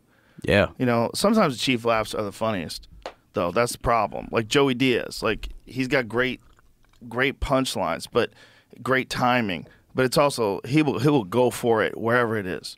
He doesn't give a. It's just like, what is the funniest fucking thing to say right now? I'm going for that. Yeah. Like there's no thought of like Joey would never do a clean TV set. Yeah. It would be hell. Like you can't do that to Joey. Like Joey's got to be wild, and like for him to be locked into a TV set, that's not the way for him. But also for him, he's the funniest. I've never seen anybody funnier in my life. In all the people I've seen murder, all the Chappelle and Chris Rock and Shane Gillis and all the murderers. Joey Diaz in the original room at like 11:30 p.m. on a fucking Wednesday night or something like that has made me laugh harder than anybody. Anybody. I mean, there was like 6, 7 comics in the back room at one point in time. He was doing this bit about Terry Crews, about that agent who grabbed Terry Crews's dick. Yeah. And Terry Crews with his shaking his big dick in his underwear in those commercials that he did. And this guy was going crazy. Bro, we were falling on the ground laughing. We couldn't breathe. He hits RPMs. You know, like a lot of people redline at like 7,000, 8,000. It's really funny. It's great. But Joey gets to like 9. Like, and you're like, holy shit, man. I've never got to see him live, but I Oh, want my to. God. Oh, my God. He still has it. He came to the mothership. Yeah, yeah. He only did one show. I love people like that too that are funny as fuck on stage and off stage. Well, that was the thing about Joey. Is like when I brought him on the road, I brought him on the road for two reasons. One, because I love him. And two, because he's really funny and it challenges me. Like I was going on after him. But also, he's funny all the time. Like he's funny when you're at dinner. He's funny in the green room. It's a party. Joey brings the party. So when we would all go on the road together, it was just fun. It was family together, you know, like fucking Vin Diesel would say, the family. But it was like that. It was like we were good friends. So we were just having a great time. You know, me and Ari and Duncan and Joey, and we're in these different fucking towns, but it's always us. So we're always laughing. You know, we're in the fucking hotel lobby, just sitting on the couches, laughing at 2 o'clock in the morning, just cracking jokes and laughing, just hanging out. That's what I like about, I guess, traveling with my buddies from home. I do feel bad sometimes. I'm like, man, I should give somebody else a chance, like a local. I know sometimes they want to hop on the show, and for the most part, I give guest spots like crazy if people ask. I go 5, 6 cities in a row where like maybe nobody's really fucking with me in that city or nobody's really trying to ask for a guest spot. Or maybe they ask the club. I don't know if the club's selling yes or no. But if you ask me, like, you're there, yeah. I don't even have to watch your set, bro. Like, if you're a comic who's taking the chance. Oh, you should have never said that. I should have never said that. I'm going to get bugged like crazy. Oh, my God. You're going to get annoyed by people that shouldn't be on stage. I also just stopped, checking social media. So so good luck finding you. But for the most part, man, when there's people that are like, well, it's also the way they ask, man. I don't like, some people be like, what's up, bro? Let me hop on. What the fuck? I'm like, bro, who the fuck are you? Like, don't be talking to me like that. I don't know you. You ain't boys like that. But for the most part, like, there'll be comics that are like, hey, man, like, any chance I could do some time on your show? Big fan, whatever. Or like, if you have room, if not, fuck it. I'll be like, yeah, bro, hop on. You know what I mean? I might not be able to give you a full 7, maybe do a 5 or something. Or it depends who else is with me. But yeah, bro, I'm down. Or even if I run into people that I already have met before, or I feel like they're working at it, or they're pretty funny. Like, I'll offer them some stage time, even if the guys who are already with me have to do less time. They're pretty cool about like, fuck it, they're not greedy. You know what I mean? Mm-hmm. Sometimes, like, the main 2 guys that have been with me, my buddy Jesus Castillo and Luis Juarez, they're comics out of Dallas. When I was early on, they were already kind of on and popping within Texas. So they'd take me to like open up in San Antonio or Abilene or Houston, if they get a one night here or there. So those are dudes who are on the road with me now. And sometimes they might tell me like, hey, bro, like, is there any chance I could do a longer set? Like, I haven't really got a long set in a while. And, I want to fucking feel it because maybe they got a headline gig coming up and they've only been doing 10, 15 for the last month or two. Like, right. So yeah, sometimes then I'll be like, all right, well, fuck it. Let me close this show out. It's only you 2. Each does 20. If you want to go over, fuck it. This crowd's going to have fun either way. Right. But yeah, if I can, man, like, I'm down to share the stage, bro. Like, that's great. That's great. Look, it's in best case scenario, it's all, I mean, I met a lot of great friends doing the road where I'd never seen him before. Tom Segura. I did a show with him in Phoenix. Never saw him before. And he went up first, and he was hilarious. And I said, hey, man, where are you working out of? And we started talking. I said, I want to take you on the road. And he was like, pfft. Like, he didn't believe it. And then I called him up the next week. I'm like, come on, man. Let's go. Let's go have some fun. And we were like best friends now. I love that dude to death. He's out here, too. Yeah. He moved out here first. He was one of the first. Yeah. Hinchcliffe was first. Well, Ron White was here before all of us. Ron White had told me he had already moved before the pandemic. Oh, shit. He goes, I fucking love Austin. Austin's a shit. He goes, I could travel, do all my gigs. It's in the middle of the country. Yeah. I was like, man, I don't know if I could live in Austin. That's what I was thinking back then. Like, I'm in LA. Like, my podcast is there. The store is there. Jiu-jitsu's there. I don't know if I could leave yet. But then the pandemic hit, and I was like, what? I got to get the fuck out of here. And Ron was already here. And so when we first came down, Ron had told me like where to go, what's the cool spots. And I'd been here a few times before doing stand-up over the years, Never really spent like a lot of time here. But then when I decided to move, I was telling everybody, I was like, fuck that place, man. Like, I'm thinking about opening a club. And I first started, I got this place that was run by a cult. The first building I got was this building called the One World Theater. And it's a theater that's such a cult-ass name, too. Such a cult-ass name. But I think they named it that after the cult left. So one of the guys that was in the cult actually still owned it. So what had happened was this dude ran a cult in West Hollywood. And he's this really beautiful, handsome yoga guy, and he was a hypnotist and a gay porn star. Yeah. Oh shit. Oh shit. Yeah. So this dude runs this cult in West Hollywood, and then Waco pops off, and the Cult Awareness Network is like, they're like now investigating cults, and there's a bunch of family members that have been complaining about this cult. So this dude, in the middle of the night, fucking jets and takes off across the country and moves to Austin. And then and changes his name and has all the cult members eventually come out here, and he wants them to build a theater so that he can dance in front of them. Oh, that's the place I bought. Yeah, yeah, bro. And I bought it because Ron White was, you should buy that place owned by the cult. It's the shit. I did stand up there once. It's fucking beautiful. So Ron White's the man. So he tells me I should buy that place. I'm like, all right, that'd probably be the perfect spot. And so we were in the middle of this whole thing, but it all fell apart. There was some issues that had to be dealt with that weren't dealt. I don't even know if I'm allowed to talk about them, so I won't. But the point is, that was the original spot, and that fell apart. And then it was like a long time to try to find another spot. And then Ron White was like, and then grabbed me after I did that set with him at the Vulcan. He's like, whatever the fuck we have to do, we're doing this. I was like, okay, let's go. Do you ever wonder if like Ron White isn't really just a figment of your imagination? Like he's your conscience? No, Ron White is that's a real dude. That's a real dude. I love that kind of. Well, man. He's our like elder statesman of stand up. Everybody loves Ron White. Like there's no Ron White haters out there. Ron White is amazing. He's just a beautiful person too. He's just everything. He's just great. Every time I see him, I can't wait to hug him. He's great.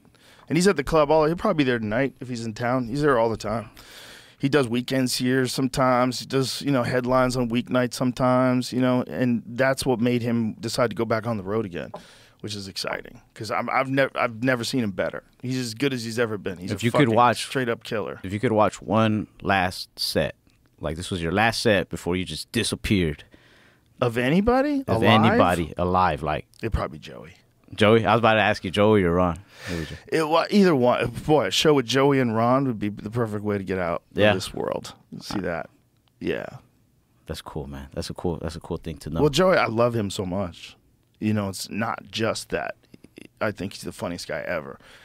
It's just I love that dude so much. I'd probably go out watching an open mic. You know what I mean? Go out the way you came in. Go out watching someone bomb. I feel like this is horrible. Goodbye. I can't watch open mics bomb. Nah? I can't. I got to get out of the room. I feel like it's contagious. Like when I would go on the road and I'd have a terrible opening act, it's always in Florida. Bro, they would throw people up that like they'd been doing stand-up for 5 minutes. They'd never done stand-up before. It's like these people were terrible. So many of these clubs, they were so bad. And I would be in the green room and I'd peek my head out and watch this dude just eat shit. I'm like, oh my God, I got to get in my own head. I can't pay attention to that. Because I would try to pay attention to make sure that they're not talking about stuff that I talk about. I don't want to cover the same ground. So I'd like listen to the opening act to try to figure out like, oh, he talked about that movie. I can't talk about that movie. Let me adjust my set. But they were so bad, I had to hide. Yeah. I'm like, I just got to be in this fucking room by myself. I got to listen to music or something. I can't do this, man. I think it's contagious. Like, you start thinking nothing's funny. There's nothing funny in the world. Nothing's funny. This guy's not funny. I feel that. But if someone's funny, then you feel like, oh, good, I'm loose now. They're laughing, I'm laughing, everyone's having a good time. I also try not to listen too much to other comics before I start trying to write in their voice or something like that. Right. You know what I mean? Well, that was a real problem in the come up, right? When people are on their way up. A lot of people in New York sound exactly like Dave Attell. There was a lot of this. There was a lot of punchlines. It sounded like Dave. And it's just because his rhythm is so funny. It's so he's such a virtuoso that when he's on stage, it's so smooth and it goes into this. He's got this flow to him that's so contagious. And so you want to be funny too. You're like, maybe I need to talk like that. I need to talk like Dave. There's a lot of guys who get caught up in other people's. I did it for a while. I caught myself on stage once when I was an open micer. I sounded exactly like Richard Jeni. I was a giant Richard Jeni fan. And I sounded like I was doing like his timing. Like it was like, cadence, I was like, oh no. But I realized it while I was doing it. I was like, yuck. Don't do that. I feel like a lot of the comedians I see in New York would talk very fast. Mm-hmm.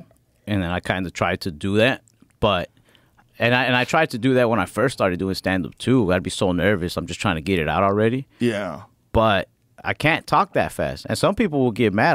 Those are some of the that's some of the feedback I've gotten back on stand up. It's like it's just too slow for me.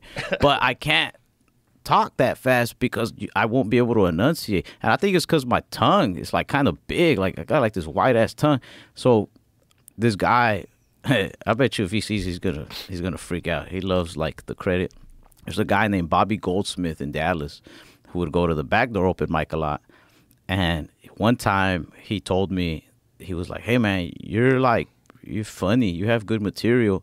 He's like, "But the audience doesn't know it because you're talking too fast and you don't enunciate." He's like, "Slow down." He's like, "Talk slow." He's like, "Talk slow." And so I just fuck it. Like I just put the nerves to the side. Yeah. I just said the jokes as if I was reading them off of paper, and I started getting more laughs. And I was just like, man, like now I'm kind of finding my timing with it. But like I'll never be able to talk super fast. You won't fucking understand. You know Some dudes mumble, and then when they get on stage, they mumble. Like Ari used to mumble, and it was hard to understand I go, dude, I don't know what the fuck you're saying, and I'm your friend. I go, you gotta clean those words up. Yeah. Make those words real clear. These people don't know you. Yeah. Like you're a professional orator. Stop mumbling. I feel like I'm still learning how to hold the mic. Sometimes I'm like 30 minutes into a set and I just angle it up a bit. I'm like, that sounds better. Or you switch hands. I used to only have to hold it in my right hand. Now it seems like I don't want to use my right hand anymore. I want to hold it with my left. And I switch back and forth. For like years, I only I'll held it with switch my right sometimes, hand. but yeah, I can't. I have to hold it in my left. That's the other thing weird. about Joey. He's the funniest guy ever that just leaves the mic in the stand. Oh, man. Never takes the mic out of that stand. People always like hype up the chair. Like, don't get me wrong, Ali Sadiq, that's one of my all-time favorite comics. I think that dude's fucking hilarious, right? But people hype up the chair. They're like, oh, it's so tough to sit in the chair. Like, you got to figure it out. Like, not just anybody could sit in the chair. You know, it's only Cosby and Ali that could figure that out. But I think, like, funny's funny. When you're listening to a comedy album, you're not like, oh, yeah, he's in the chair. I can tell. Brian Simpson sits in that chair all the time. Like, murders. Right? But that is one, like, fucking thing that I feel like I just can't do is leave the mic in the stand. I've tried that. I fucking bomb. I don't know what it is. I can't leave the mic in the stand. Joey uses both hands. He's got both hands going on, you know? So he likes that fucking mic in the stand, cocksucker. Some people got my buddy Jaime. I grew up with this. My childhood best friend. Goofiest fucking guy I've ever met. To me, this is like the funniest dude alive. Just some goofy nerd. Like, not to talk too much shit on my buddy Jaime, but just goofy in the face. Like, right. I took him with me when I did Bobby Lee's podcast, and Bobby Lee was instantly like, who the fuck's this guy? And just fell in love with him instantly, like started fucking with him and shit. So I know that he's always wanted to do stand-up. He's a comedy nerd. He's the one that really taught me how to like love comedy. We'd watch movies, shows, and he'd be laughing his ass off at shit that most people don't realize that that's an intentional joke, like in a show, right? We had like a falling out. And when things started popping off for me with comedy, we still weren't talking. But then we started talking again with her. He's a photographer, a videographer back home for like nightclubs, very much in like the bar scene. So I tell him like, hey man, like come on the road with us, just take pictures, record my set so I can keep getting clips. Like, you know, if you want to. He'd be like, yeah, fuck it. He'd come every now and then. Then he started coming just every weekend. And I would be like, go do 5 minutes. Like, fuck it, just do 3 minutes. Do 3 minutes, whatever. Like, tell a story, you know, tell them what we did last night when we went out in Chicago or something. And, man, it would just fucking go well. I've never, like, I'm not even trying to hype this dude up too much, but I've never seen somebody go up on their first time and get that many laughs. Not saying he had a fucking, like, he just destroyed the room, but to get heavy, like, laughs that heavy on their first time, I'm like, bro, you know, there's something there. Like, you're a true fucking comedy fan. You're like a comic at heart. Like, just keep fucking trying it. I was like, I'll keep throwing you up on stage. That's beautiful. But, you know, I also told him, like... Is he still doing it? Yeah. He's been doing it a few months now. But I tell him, like, you got to hit mics, though, when we're at home. Like, I'm not just going to fucking throw you on stage so you can get babied by mic crowds. Because, you know what I mean? That's kind of... He's got even more of a lucky break than you got. Yeah. Right? Yeah. Because you're throwing him up in front of packed houses. Yeah. Yeah. But he'll go up there and won't take the mic out of the stand sometimes. And I get so jealous. I'm like, you're doing good this early on, and you're not taking the fucking mic out. Like, oh man. That's And he was hilarious. up there like, he looked so cool. He looked like fucking Norm Macdonald with his body moves. He's like, da da da da da. Well, he's a comedy fan, you know. So if you're a comedy fan, you're watching. Like, do you know Eleanor Kerrigan?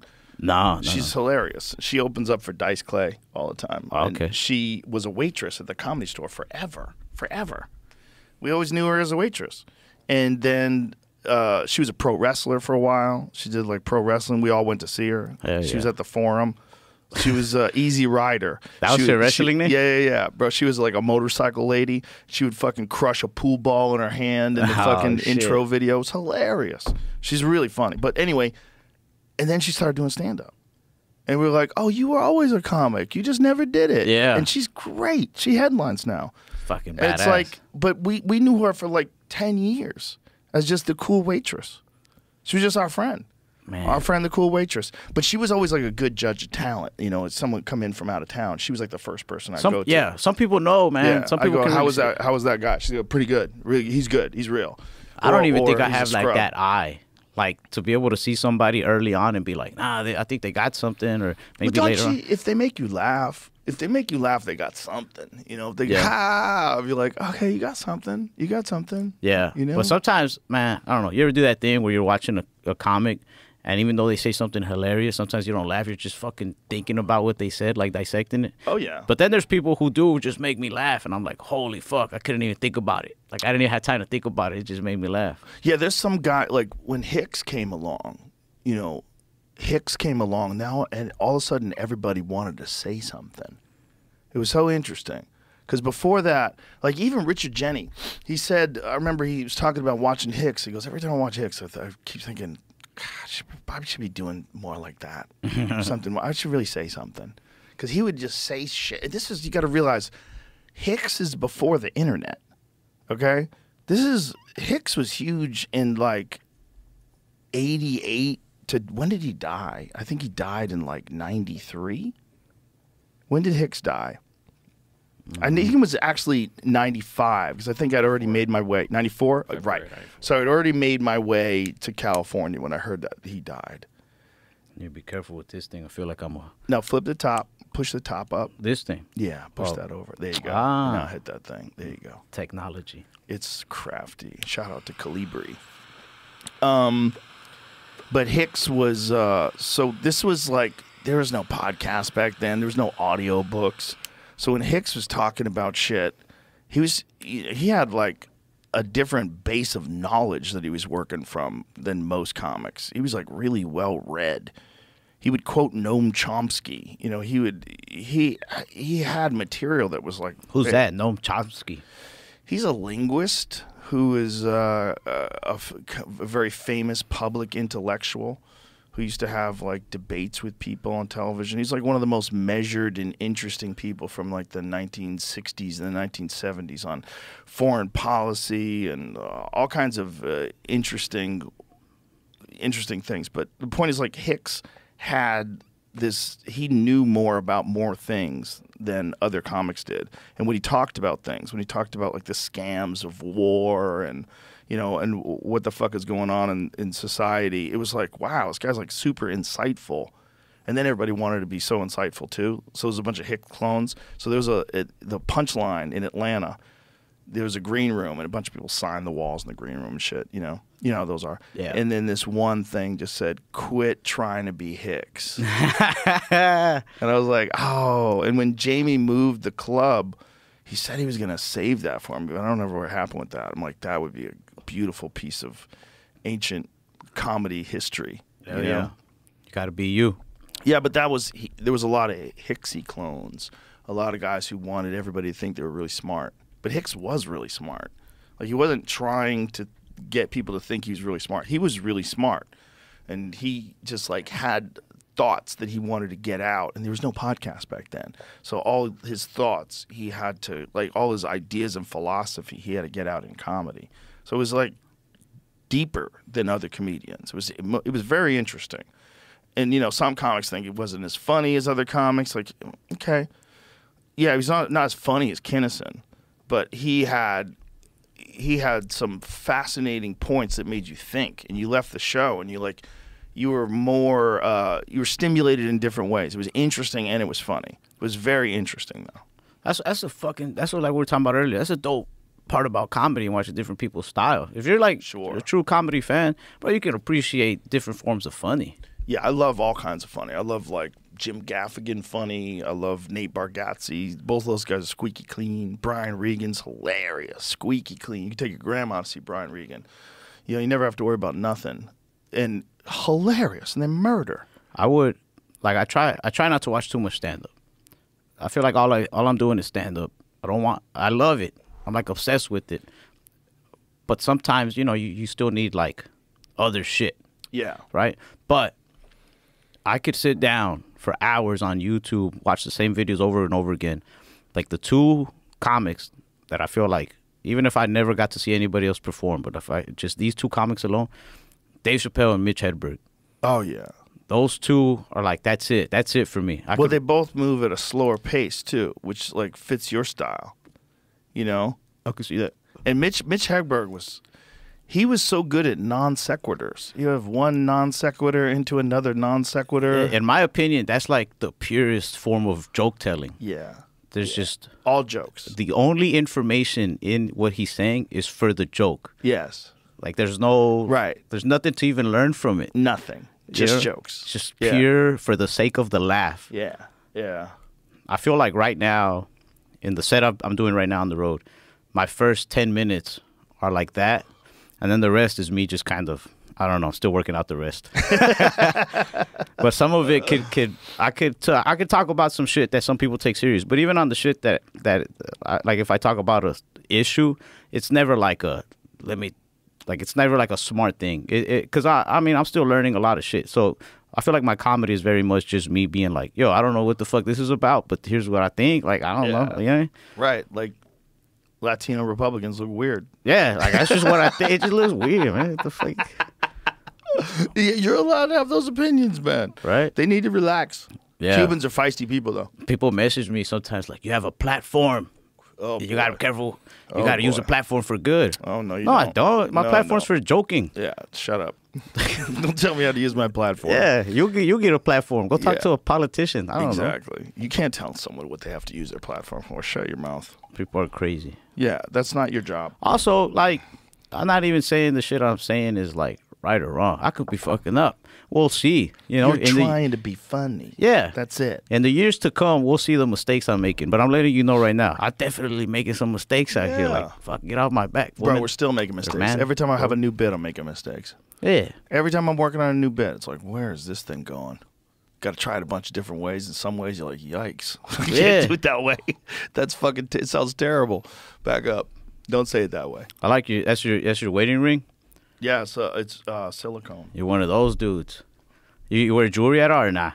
I have a real ring. Anytime I see a dude with like those rings, I'm like, that guy knows how to fight. That guy knows jujitsu or something, you know? Have you ever seen what happens when you get your finger caught in your ring and doing something like jujitsu?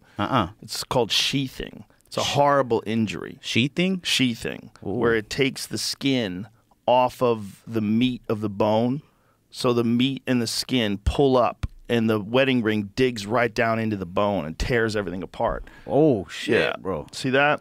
That's what happens with wedding ring injuries. What is that white? Is that like a string? The ligament. The ligament. Oh, that's a ligament? Yeah. I thought they tied it up. That shit is gone, son.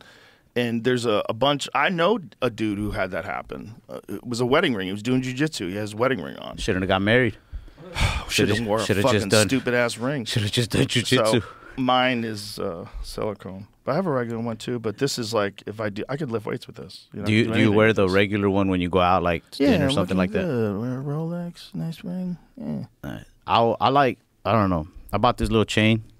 I always wanted like a little gold chain. That's a nice size gold chain. It's yeah, I think pretty. I think it's good. Flexy enough. Yeah, it's just got a little chain. You know what I mean? Sure. I am gonna buy a big one eventually. Like a rapper, like just fucking big huge. Fat one. Yeah, and I will wear it to like a club one night and just let the ego come out a bit. But I feel like I try my best not to let the ego come out. Yeah. What's the ego? You know, like the ego, like your ego, like I don't know. I guess it Like all a depends. peacock. Yeah, sometimes Show your feathers. I want to show my feathers. I get it. I never been like a nightclub guy, like to go out. I used to go with my buddy when we were younger. He started doing the videography and shit. But there was a comedy club down the street from like the club scene in Dallas.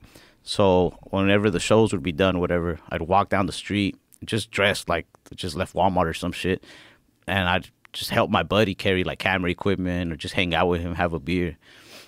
And I'd see guys just flexing hard, you know, local dope dealers or guys that work 9 to 5s, but they're in there just trying to show out, you know? And it's crazy. It's crazy that that's the place to like fucking prove yourself. And everybody wanted to be in there, man. Like that club culture was fucking nuts to me. I'd stand outside with this guy named Jojo. He's a door guy. He looks like a Buddha, huge. He's Mexican, but his eyes, they can't even open anymore. They gave him a hoodie with a Buddha on it, and it said Jojo Staff. And there'd be guys just trying to come in, like, what's up, bro? Like, I'll give you $100, you let us in. And they'd be like, all right, well, you guys get in. And then sometimes they'd leave a guy behind. I remember there was a guy, every hour, there was one guy, at least for every hour, that they'd be like, well, not you, because last week you were in here starting shit. And they'd be like, come on, man, let me in. And his boys would leave him behind. I'm like, first of all, why do you hang out with these people? They just left you literally out in the cold. You can see our breath. I'm like, what the fuck are you doing, bro? Go to another club. Go find new friends. Like, That's crazy. and they sit there like, come on, man. It's like crazy that they want to be in there. And then when they're in there, it's all about the guy who has the section, the piece of floor that's elevated 6 inches higher than the rest of it on the couch. Oh, like bottle service. Bottle service. The guy who has a bottle. The guy showing up. People start throwing money in there, right? And I was in there. I was in there like a nobody, just watching. Like I just watched. I'm like, what the fuck? What is it? And then one day, I started getting to tour. Like, is my shit still there? Yeah, you got it. We started getting to tour of October 2022, right? I didn't go out and do nothing like that. If I would go out, I'd go to dive bars. I started going to bars in New York with my buddies out there. Just fucking dive bars. I fell in love with that shit. Drinking in some shitty place until 4 a.m. It was fun. But on New Year's was my first show back home. And it was my first time selling out back home. And I was like, I'm going to get it out. I'm going to do that, what I saw them do and how they used to shit on me. I'm going to do that tonight, on New Year's night. I'm going to go to a club with my friends. I'm going to get a bottle, and I'm going to just go all out, see what it feels like. And it was fucking awesome for like an hour. And then people start trying to like test you. And I'm like, nah, bro.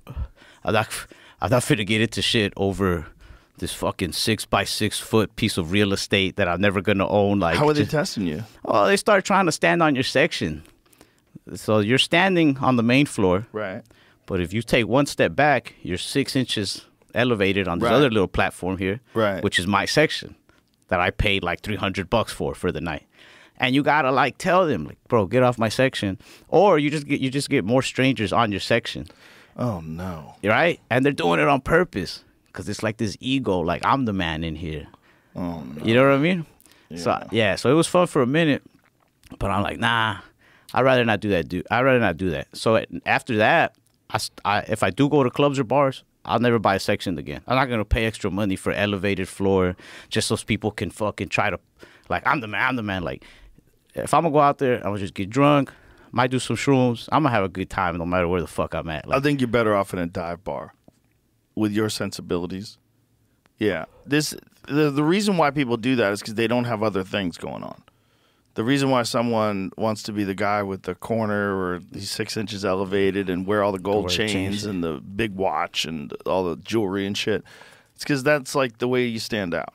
I'll tell you what I'm gonna do though. I'm still gonna go back and shit on these people. Don't get me wrong, but I'll tell you how I'm gonna do it. How you gonna do it? I'm going to buy the 1989 Michael Keaton Batmobile. And when they see me pulling up to that in the club or leaving in that, how can you top that? You did whatever you had to do in the club. You threw your money. You looked good for the night. But your girl's probably going to want to go home with Batman, you know? I bet that car drives like shit. Probably, but it What does looks that car cool. look like? Pull up the Michael Keaton Batmobile. I don't even remember what it looked like. Is that what it looks like? Yeah, I'll paint it myself, Oh, too. That's been one of my actually- dreams, is to paint the Batmobile. All right, I take it back. That looks pretty dope. Pretty sick, right? That thing's amazing. That's amazing. Does someone make that? No.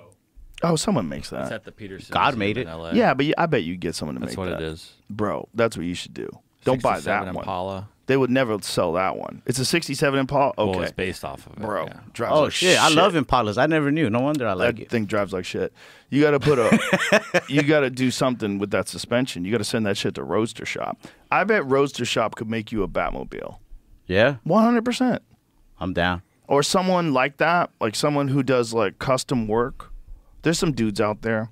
Look at those buttons. Pure Vision. I could see Steve Strope making. Can you go something back like to the buttons, the panel? One time it was like my first time going to Las Vegas, and it was also my first like heavy mushroom trip. I got in the front seat of a taxi cab because my friends are big guys, like on the heavy side. Right. So I couldn't fit in the back with them. I got in the front, and I was just tripping really hard. The whole front looked like all that. I was tripping that? On a hard. taxi cab? In the taxi cab. Oh, so like the CB radio and all that Yeah, shit? it looked like you were in the Millennium Falcon almost.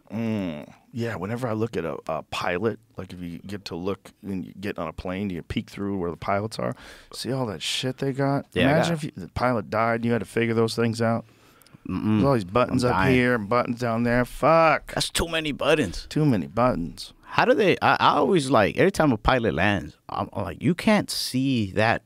Like, I don't know, man. Pilots landing scare the shit out of me. It should. Flying just scares the shit. I do want to learn to fly though, but I want those little the little ones that you can land on water. Oh. But I heard those crash a lot. I bet they do. I bet they do. I've flown in those before. But have you flown one? No, Like no, that? no. I've been a passenger in one of those. Is it before. scary? Is it bumpy? Is it a bumpy ride? Yeah, They- we flew into Alaska and landed on a lake. Oh shit! Yeah, we were camping in Prince Edward's Island. I think that's it is. Yeah, Is there actual prince on that island? I don't think so. If he is, he's dead. It rains there like every day of the year. Basically every day of the year. Do you ever? I think it rains like 300 days a year or something crazy like Do you that. ever hate when you're like out and about and it's raining? I like rain, but I like it when I'm home. Well, one thing that rain does do for you, if you spend a week in the rain, when you get back home, especially like somewhere like California where it's like sunny, it's like, oh my God, it feels amazing. It feels amazing. Like you don't know what the sun really feels like until you've been like dumped on in a tent every day for a week. All right. You're so cold. I You probably need never that. dry out. I think I need that because right now I'm sick of the sun. Fuck the sun. It's because you live in a place that has great weather. Yeah. California, that's the number one thing people get spoiled by is that weather. That weather's perfect. That's why everybody moved there initially to do films because they could do movies out there and it was never raining. You never had to if you had an outdoor scene and it rained, you were fucked. You have a favorite movie? A favorite one? No. Or about a top 3? I don't think I do. At least for the week, you know, they Well, can change. this week right now it's High Plains Drifter. I watched High Plains Drifter the other day for the first time in years and I forgot. I've never seen that. I gotta check it out. Oh, High Plains Drifter. I think it's from the 1970s. It's one of them Clint Eastwood movies. Oh, I love Clint Eastwood, bro. Oh, Clint it's Eastwood is the great. type of guy that when I first saw him on a movie, like an old movie, I was like, whoa, what if he's racist? But even if he was, I was like, he's fucking badass. He could be racist all he wants. I saw him on like those old westerns shooting Mexicans. I was like, fuck it, bro. Do what you gotta do, Clint Eastwood. What is it called again? High Plains Drifter. I'll write that. It's actually like Let me a put the ghost- cigar in my mouth as I write so I could feel like I'm writing like big It's numbers. a ghost story. It's about a dude who gets spoiler alert. It's a movie from the 70s, right? What year was that movie? 73? It's about a guy who gets whipped to death. He's the sheriff of this town. He gets whipped to death. And he comes back. He comes back and kills everybody. He comes back as Clint Eastwood. Oh shit. And they don't recognize that it's him because he looks totally different. Kind of like Chucky. But he appears out of nowhere in the beginning of the movie. There's like this fucking heat. You know those heat waves that you see when you look on a highway? It's like it looks like a mirage. Yeah. So this heat wave, he just appears out of nowhere, and this heat wave rides into town, fucks the whole town up, kills everybody, and then rides back out the same way and disappears. Goes back to hell or heaven. Goes back Who to knows? hell. He painted the whole town red. Hell yeah. Yeah, it's a wild movie, but it's also a wild movie because it's a time capsule. Like you have to look at old movies and imagine you're living in 1973. You can't look at an old movie from 2020 and think from a 2023 perspective. 1970s movies are some of the best films. And I feel like if it's a good movie, I will just kind of get captured in it. Mm-hmm. And when I do go out and about again, I was like, oh shit, what the fuck? There's some great movies. in I the like 1970s. I don't know, there's like a point to this movie or what's This like is Oh, High look Plains at this. Drifter. Clint Eastwood.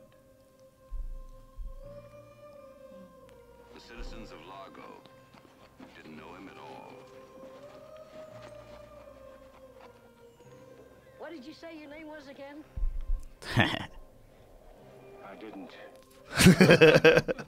He's the man with no name. I fucking love that. It's a great movie. I wish I man. couldn't even get introduced on stage. I wish I could just walk on stage. He kills everybody, bro. And they don't understand it. It's a wild movie. Look at that guy. He's like, why are you killing us? But it's a wild movie because it's a movie from 1973. Like, that's the whole thing about it. It's like you got to put yourself in 1973 to really enjoy it. This might be me being too picky with movies, but it is kind of tough to watch like a Western movie these days in such high definition. Like, I don't know. It's a little weird, man. I love movies from the 70s. I really like Dog Day Afternoon. Oh, yeah. I like That's that a movie, great Saturday Night movie. Fever. Oh, man, that's a great movie. It's a little too intense when like John Travolta's character is just like, what is that? What is her name? That girl that ends up getting like kind of raped by those dudes. Not kind of, like she got raped. Or Yeah. whatever. And I he's- forget her name. And he's all like, you see, is that what you wanted? I'm like, oh shit, bro, she just got raped. Like, comfort her or something. And then his friend falls off the bridge. Yeah. And all the attention goes to that. I'm like, hey, they just raped that chick. Yeah. So that part of the movie is a little like off to me, but I'm like, I don't know what. It's a depressing movie. Yeah, but There's the a lot beginning of- is dope as fuck. Yeah. Well, it's dope as fuck because you're also realizing that those people are doing the exact same thing that people are trying to do at the club, sitting on that platform. They're trying to show out, and they're trying to show out by dancing. I'm just intrigued by club culture in general, man. Maybe that's why I like that movie so much, because that guy's whole thing is It like, was just showing up and dancing better than anybody. yeah, Yeah. being the man at the Being club. the man. Yeah. When you saw him dance, like, oh my God, look at him go. Yeah. And you know what though? When the part that really made me feel like look at him go is the beginning of that movie. He's just like walking and then he Yeah. gets 2 pizzas and folds them together. Then he sees Yeah. a shirt. He's like, I'm gonna put that shirt on layaway. I'm gonna come back for it. I'll be like, hell yeah, that's That's a life great right movie. there. Give me bro. some Look at that. volume.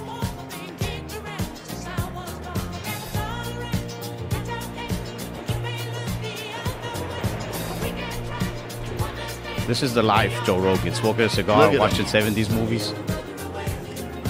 Look how good he looks. When he walks, he's dancing. I mean, that dude's dancing when he walks. Look at it. He's like, hey girl. Ah, never mind. Hell yeah, that's life, you know?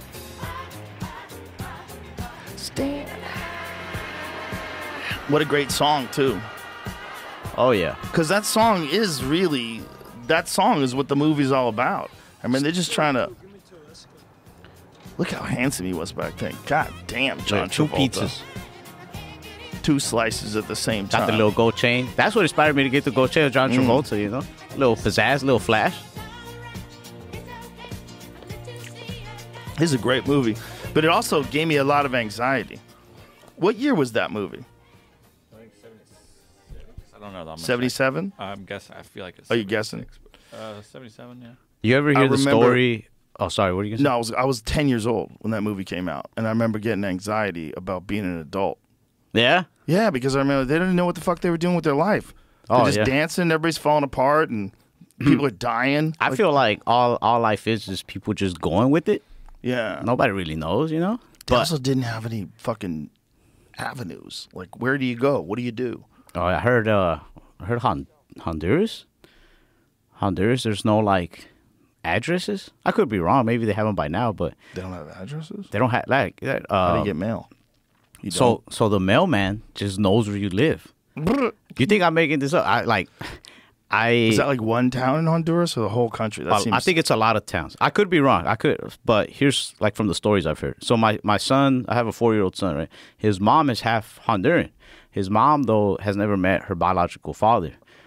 But my son's grandma, you know, obviously knows who this guy is. She would tell me these stories. She was a cool lady, man. She was telling me how like when she was, I think she was pregnant, or when my son's mom was a baby, she went to Honduras because her baby daddy had gotten deported.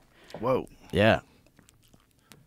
And she didn't have Guy's an address? Republican now. No, I'm kidding. He's Republican? No, I don't know. But she went to Honduras to like, I guess, be with the guy or at least look for the guy. I don't know. And she says it's like crazy dangerous. It's like the majority of the people walking around with machetes. Whoa. And I could be mixing it up because I've also heard stories about Salvadorians. I just But- found a story that confirms sort of what you just said. Yeah. Really? What does it say? Someone on TripAdvisor just says, I'm trying to find help for my husband to get his U.S. visa. Needs his mom's street address in Choluteca. And then someone responds and says, very few streets have formal names. It's common to see addresses such as X neighborhood, red house behind the church, Whoa. or across from the Yeah. Vanispuro. Whoa. So if you know the name or look, someone can help you. You got to Old be a school. skilled fucking mailman. Right. When do you think they first, like, when they first started making towns? When was the first dude to say, "This is Mike's Lane"? It had This to is my be. It fucking had to be a street. fucking fed up mailman. It had to be a mailman who was like, I gotta get in charge of this town to fucking figure out these problems. Right. What would they do before mailmen? Before there was the mail. Memory. No, they had to get letters to each other somehow. I mean, I know they used to use ravens. Oh, that's pretty cool. Send a raven. It's Game of Thrones, you know? Passenger Life has pigeons. gotten way too comfortable these days, man. We need to go back to like where you had to learn to communicate with ravens. Wolves in the street. Wolves in the street. Mushrooms in religion. Mushrooms in the church. Wolves in the street. That's my next fucking special right there. It's not a bad thought, but a lot of people are going to die. I think we peaked somewhere in the 90s. I think that was enough technology. Technology-wise? Yeah, like that was enough comfort. Things were easy enough, you know? We could call people, you know. FaceTime? Yeah, but the internet is the most important thing that's ever happened to people. Ancient Egypt started mail system. Oh, wow. Ancient Egypt. Wow. 2400 BCE, when pharaohs used couriers to send out decrees throughout the territory of the state. The earliest surviving piece of mail is also Egyptian, which dates back to 255 BCE, recovered from the, boy, try saying that word. I bet when they did Try invent saying that streets, word. they were, wait, which Try word? saying that word. This one right here. Oxry Heinchus? Heinkus?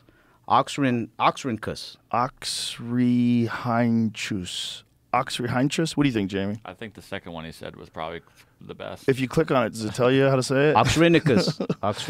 Oxrinkus. Oxrinchus. It might be some weird way of saying it, you know? Is it like a Google for the word? Okay, let's see if you can see how to say it. How do you say it? Does it tell you? Oxyrhynchus. Oxyrhynchus. Oxyrhynchus. Oxyrhynchus, okay. It's Greek. Interesting. Oxyrhynchus. Yeah, taxes though. I think is the. Oh, wow. You think you could impress like a scholar type girl with that word? Nope. Hey, baby, Oxyrhynchus. You don't want to impress anybody that's impressed by big words. You don't want to impress them. You're not They're impressed. so stupid. They're impressed by big words. I've heard too that like I guess like the most intelligent people, the most polite way of communication, the most intelligent way of communication is just making sure they understand what you're saying. So if you say it in the simplest words, that's technically the more intelligent route, the more polite route. Right. Because you know sometimes people are fucking with you where they're using words that you know are not common words. Yeah. And you have to go. I always ask, what does that mean? Yeah. You got to ask what that means Ah, if you don't for know sure. what it means. Because some people pretend, oh, yeah, I know what that means. It's like the club shit. They're showing off the Rolex, but they don't have a Rolex. They're showing off the big word. And Do you ever it's like, see "Alright, guy." Dennis Miller's act? Mm-mm. Dennis Miller was a killer back in the day. In Dennis Miller, like his part of his comedy that was very different from anybody else's comedy is really obscure references to like, you know, ancient literature and fucking early rulers and like obscure, like people were laughing. They didn't even know what the fuck they were laughing at. Like it was like weird references. Like that you had to be very fucking smart and well read to know. I don't even know if he knew him. You know what I'm saying? But that was part of the style. I like that. Like he was Fucking- a smooth, intelligent guy that was talking down to you. That's pretty. I mean, But it was funny. It was funny material. It was Yeah. good shit. if you got them, you got to flex them sometimes, you know? I guess, but it becomes a thing, right? That's what you're doing. And then that takes people out of like, that it's never really you. You're doing this thing, Yeah. you know? Yeah, I think I know. Which is okay too. Like it's all okay. Like Carrot Top's great. Pull out props. Is it funny? Yeah, great. It's great, but it's very different. Yeah. Very different than Mitch Hedberg. It's very different than Richard Pryor. Like it's all great. So it's all, but it's everybody's got their own way that they want to do it, and that's one of the cool things about comedy. Is like you can't tell. You can kind of give your friends advice. You could say, "Hey, man, like maybe you should slow your words down so people can understand you." But everybody does it different. Everybody does different. Everybody does it. You got to find out how you do it. It's got to somehow or another match your personality for real. It's got to be the best way you can do it. And for some people, it's a character. Some people, they create a character and they go on stage with it. That's great too. It's like what do they call it? Finding your voice. Yeah. Well, Dice became Dice. Dice was Andrew Silverstein, and his stand-up in the early days, he used to do a Travolta impression. It was amazing. He had an amazing Travolta impression. He's an incredible impersonator. He does amazing impressions, but he just never does them. And then he would do this character called the Dice Man, and this character was the funniest part of his act. It was so funny. And that's when he'd do all those rhymes and shit, and this guy would be this fucking wild dude from Brooklyn, and then he just became Dice. I saw him perform live at Hyenas. Oh, nice. Yeah, it was fucking awesome. Yeah, Dice is awesome. I was a fan of Dice when I was 19 years old. So for me to be friends with him now just trips me out all the time. Whenever I'm around him, it trips me out. I was 19 years old and I was parked in a car in front of my house with this girl I was dating, and we were just listening to. I had a cassette player in my car, and we were listening to Dice, and we were both howling laughing, just howling laughing. Back then, like a lot of the comedy that I would listen to, I'd listen to with girls I was dating. You know, it was a fun thing to do. Like, hey, you want to listen to some comedy? And we'd sit down there. And back then, there was no internet, man. You had to put a fucking record on. And you'd listen to an old Richard Pryor album, you know, and me listening to Dice with this girl, like, just how I never even thought about doing comedy at that point. That was just fun. It was just, to me, it was just like, this is hilarious. And so now I'm friends with him. It's so weird. That's a badass feeling, though. It's crazy. I get a text message from Dice every now and again. I'm like, Jesus Christ, that's Dice Clay. Hell yeah. It's wild. I feel that. I think that's... Especially when you're young. Like, if you're 19 years old, you're a fan of someone, and then as a grown man, you're their friend. It's odd. I'm a big Mark Norman fan. I love Mark Norman. I always watch his clips. Like, just huge fan. And then I got to like open for him, meet him. He was like super cool as fuck. You know what I mean? Just hung out, whatever. We got to do Bert's like tour. He helped me write a bit. Like, the shit was like unreal. I was like, holy shit. Like, I was just watching this dude. You know what I mean? Right. Now you're friends with him. Yeah. Yeah. Hey, it's cool. When right now, I just remembered when we were watching that John Travolta stuff, and you said he did an impression. I don't know. I heard this story. I don't know if it's true or not, but I heard that when John Travolta was like blowing up, right after like Saturday Night Fever, right. I heard that Freddie Prinze like ran into his apartment with like a crossbow or something. You ever hear that? Freddie Prinze pulled a gun on somebody. Or maybe it was a gun. Maybe I just imagined it was a crossbow. Actor Jimmy Walker says Freddie Prinze once tried to kill John Travolta. Oh, Jesus Christ. Badass. Sometimes you gotta do what you gotta do. It was a crossbow. Yeah. Oh, my God.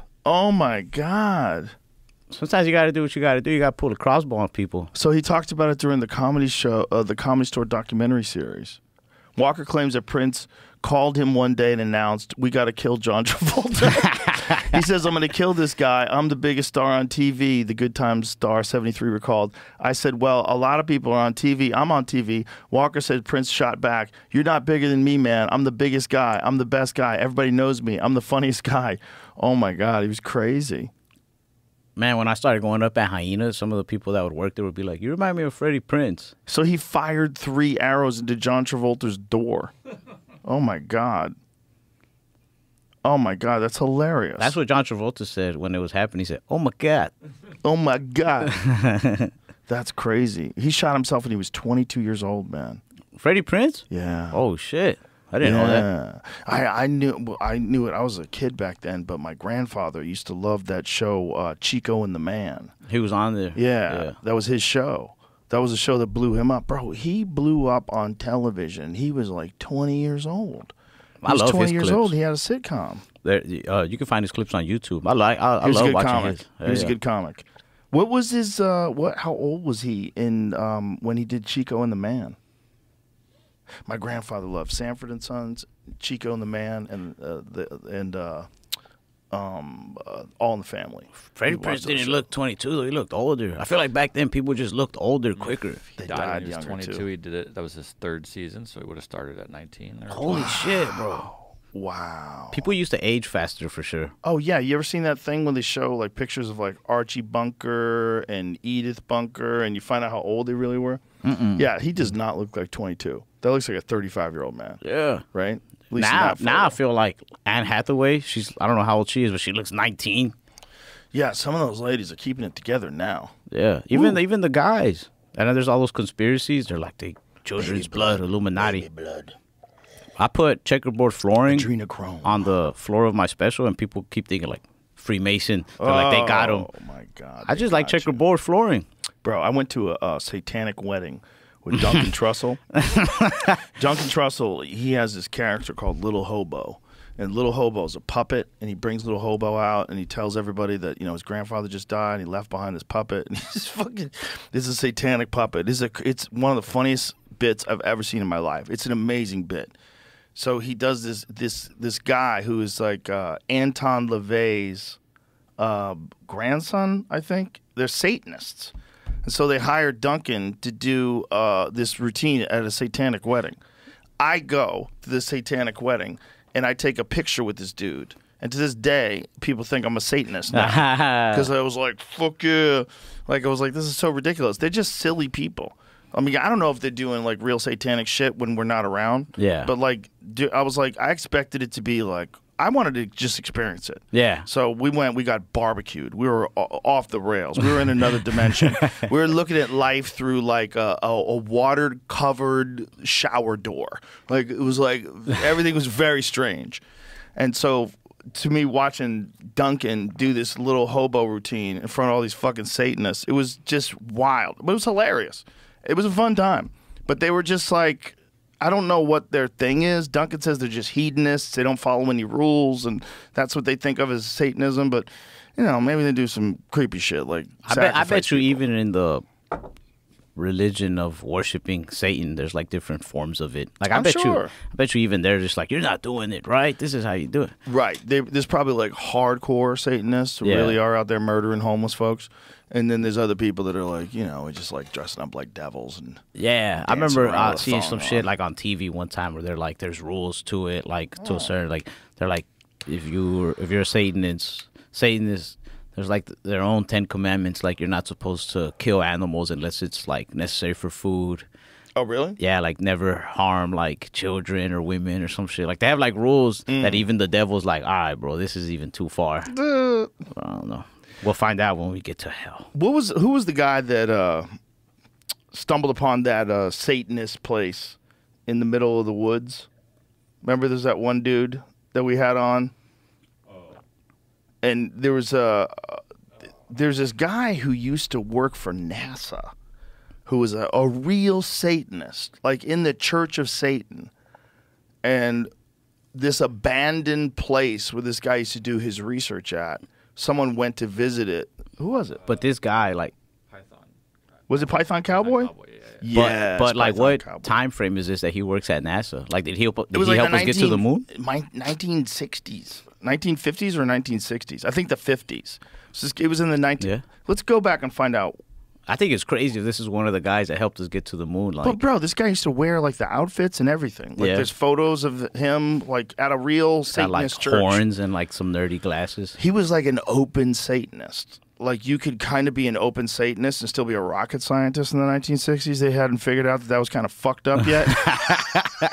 There was a lot of shit that they hadn't figured out by then. Well, the rocket scientists that we got, most of them came from Nazi Germany. Oh shit, I didn't know that. There's a thing called Operation Paperclip. And in Operation Paperclip, the United States acquired all of Germany's rocket scientists, including Werner von Braun. Who's this cat? Jack Parsons. Jack Parsons. It says his father, John Parsons. So go on that photo there. That's him dressed up in all the Satanist shit. He looks like- look at that. He looks like Iron Man's dad in the Bro. movies, in the Avengers movies. This guy used to fucking dress up. Click on that link because that's the story. What is this one? Hold on. Look at this fucking outfit. Good. This guy. Imagine this guy's a rocketry pioneer. That's crazy. From how you know rocketry so pioneer much. to deviant occultist, Jack Parsons was the ultimate mad scientist. So this motherfucker was like a real rocket scientist and also a Satanist. That's nuts, man. Crazy. How do you have all this knowledge? Scroll back down Such again. an intelligent, Yeah, smart I just have person. a good memory. And then you dress so goofy. Me? No, him. Oh. This guy. Well, he dresses normal unless he's doing the Satanist thing. But that's what I'm saying though. Like, you know how to fucking, you're a literal rocket scientist. You know about rockets, and then in your free time, you're like, let me put out this goofy ass getup. Yeah. So the 1930s, when the Suicide Squad began conducting their explosive experiments, rocket science belonged largely to the realm of science fiction. Oh wow! So this guy, so they were thinking it was all horseshit. It was mostly science fiction. This guy was like a legit rocket scientist who's also a Satanist. So this guy's place, this Python cowboy dude, went to this guy's place, and he said there's like blood splatter on the walls. There was like a chair that had like this red puddle underneath it. He was like, it creeped him the fuck out, and he ran out of there. This is it. That guy went to his place? Well, he went to the space rocket facility, and people were... He said there was all sorts of stuff on the walls. Yeah, I said there's like, look, they got these people spray painted upside down crosses on the rocks and shit. I know he had video footage of, but he said it's really creepy. So this is him when he's stumbling upon, like, they got Latin written on the walls, and it's weird. So a lot of these places, I guess, these Satanists had come in and they're doing like their little rituals in this place, little psychos. Earlier when I said that we like went too far with technology, I'm starting to take it back. Take it back. Now I feel like, hey man, kill some time on Netflix or Instagram. Like, don't go spray paint upside down crosses and stuff. Don't be sacrificing people in the woods. Go get Disney Plus or something. Yeah, get Paramount Plus. Yeah. Go watch the new South Park one, the Pandaverse. Hell yeah. You don't have to. But, you know, there's always been people that are like doing secret things on the fringe. You know, there's always been people like that are doing like forbidden secret things in society. Yeah, little penis people. A lot. That has to be what it is. You know, you got to find something to like obsess about. You got to like distract people from your real issue sometimes. I think there's also like people that are in these like elite circles of like world leaders and shit like that. I think they probably like to do the creepiest, most deranged shit secretly. You know, like they have these little secret societies together. For sure. I think it's always been the case. There's got to be some weird shit going on. Always. Too much time and money on your hands can lead to some like how do I achieve the next level of being elite? You know what I mean? There was this guy so like when I used to go work at my dad's body shop, we stop at this gas station sometimes, and that area was a lot of like, it's like a hood area that would neighbor like the mansion area. So there's like a lot of rich folk around there too. And sometimes, man, there'd be people doing weird shit. There was a guy, this little memory still goes through my head. Not like elite weird shit, but just weird. Like there was a guy who would hold like his paintings like from his house. He had like really nice paintings. In the park, he had like an old school, I don't remember what he drove. It's fucking expensive. I just remember this guy's like rich.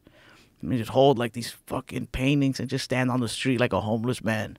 And it's just fucking. Just want everybody to see his painting? Yeah, he's just nuts. It's just fucking rich, crazy guy with way too much time on his hands. And when I saw that, I was like, bro, like, once you reach a level of money, like, you probably just do crazy shit just for the fuck out, just because you can. You know what I mean? Especially if all you do is make money. Like that's what those dominatrix ladies always say. That their clients are always these guys who are like these CEOs of mega corporations, and they just want to get pissed on and yelled at, and slapped. It's fucking nuts. Yeah, they want to get tied up and thrown in the corner. Shut the fuck up! And they come over and kick them in the balls. They want that, bro. Did you ever seen that movie?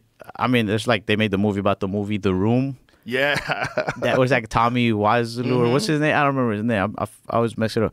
But there's that scene in the movie that made fun of the movie where like Joe Rogan's character, like the director, goes to the bank and he's like, I want to cash this check. And they're like, all right, yeah. And he's like, holy shit, it worked. And the bank teller's telling him, he's just like, this guy's bank account, it's like a bottomless pit. That amount of money has to be kind of scary though.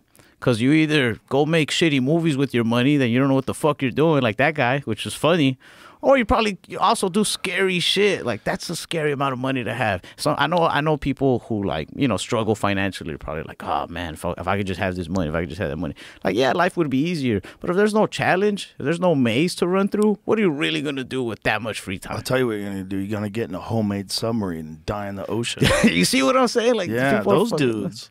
That's exactly what that was like. That was $250,000 a ticket to get in that submarine and die. Why? And the submarine had no windows, right? Well, it had like little small windows. You don't really see. You're seeing things through a screen.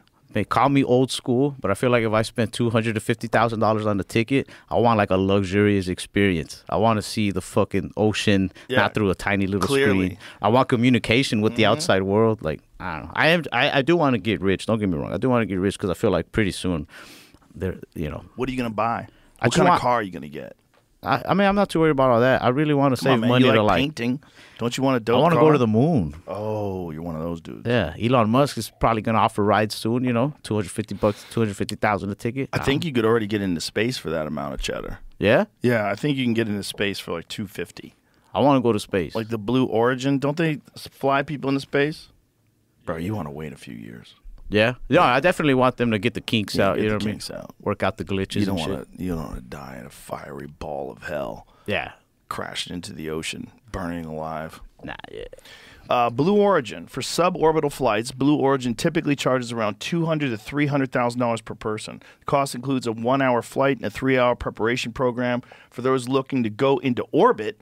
Blue Origin's orbital launch services range from $50 million to $100 million per person. Yo, It's a big difference. that is a giant difference.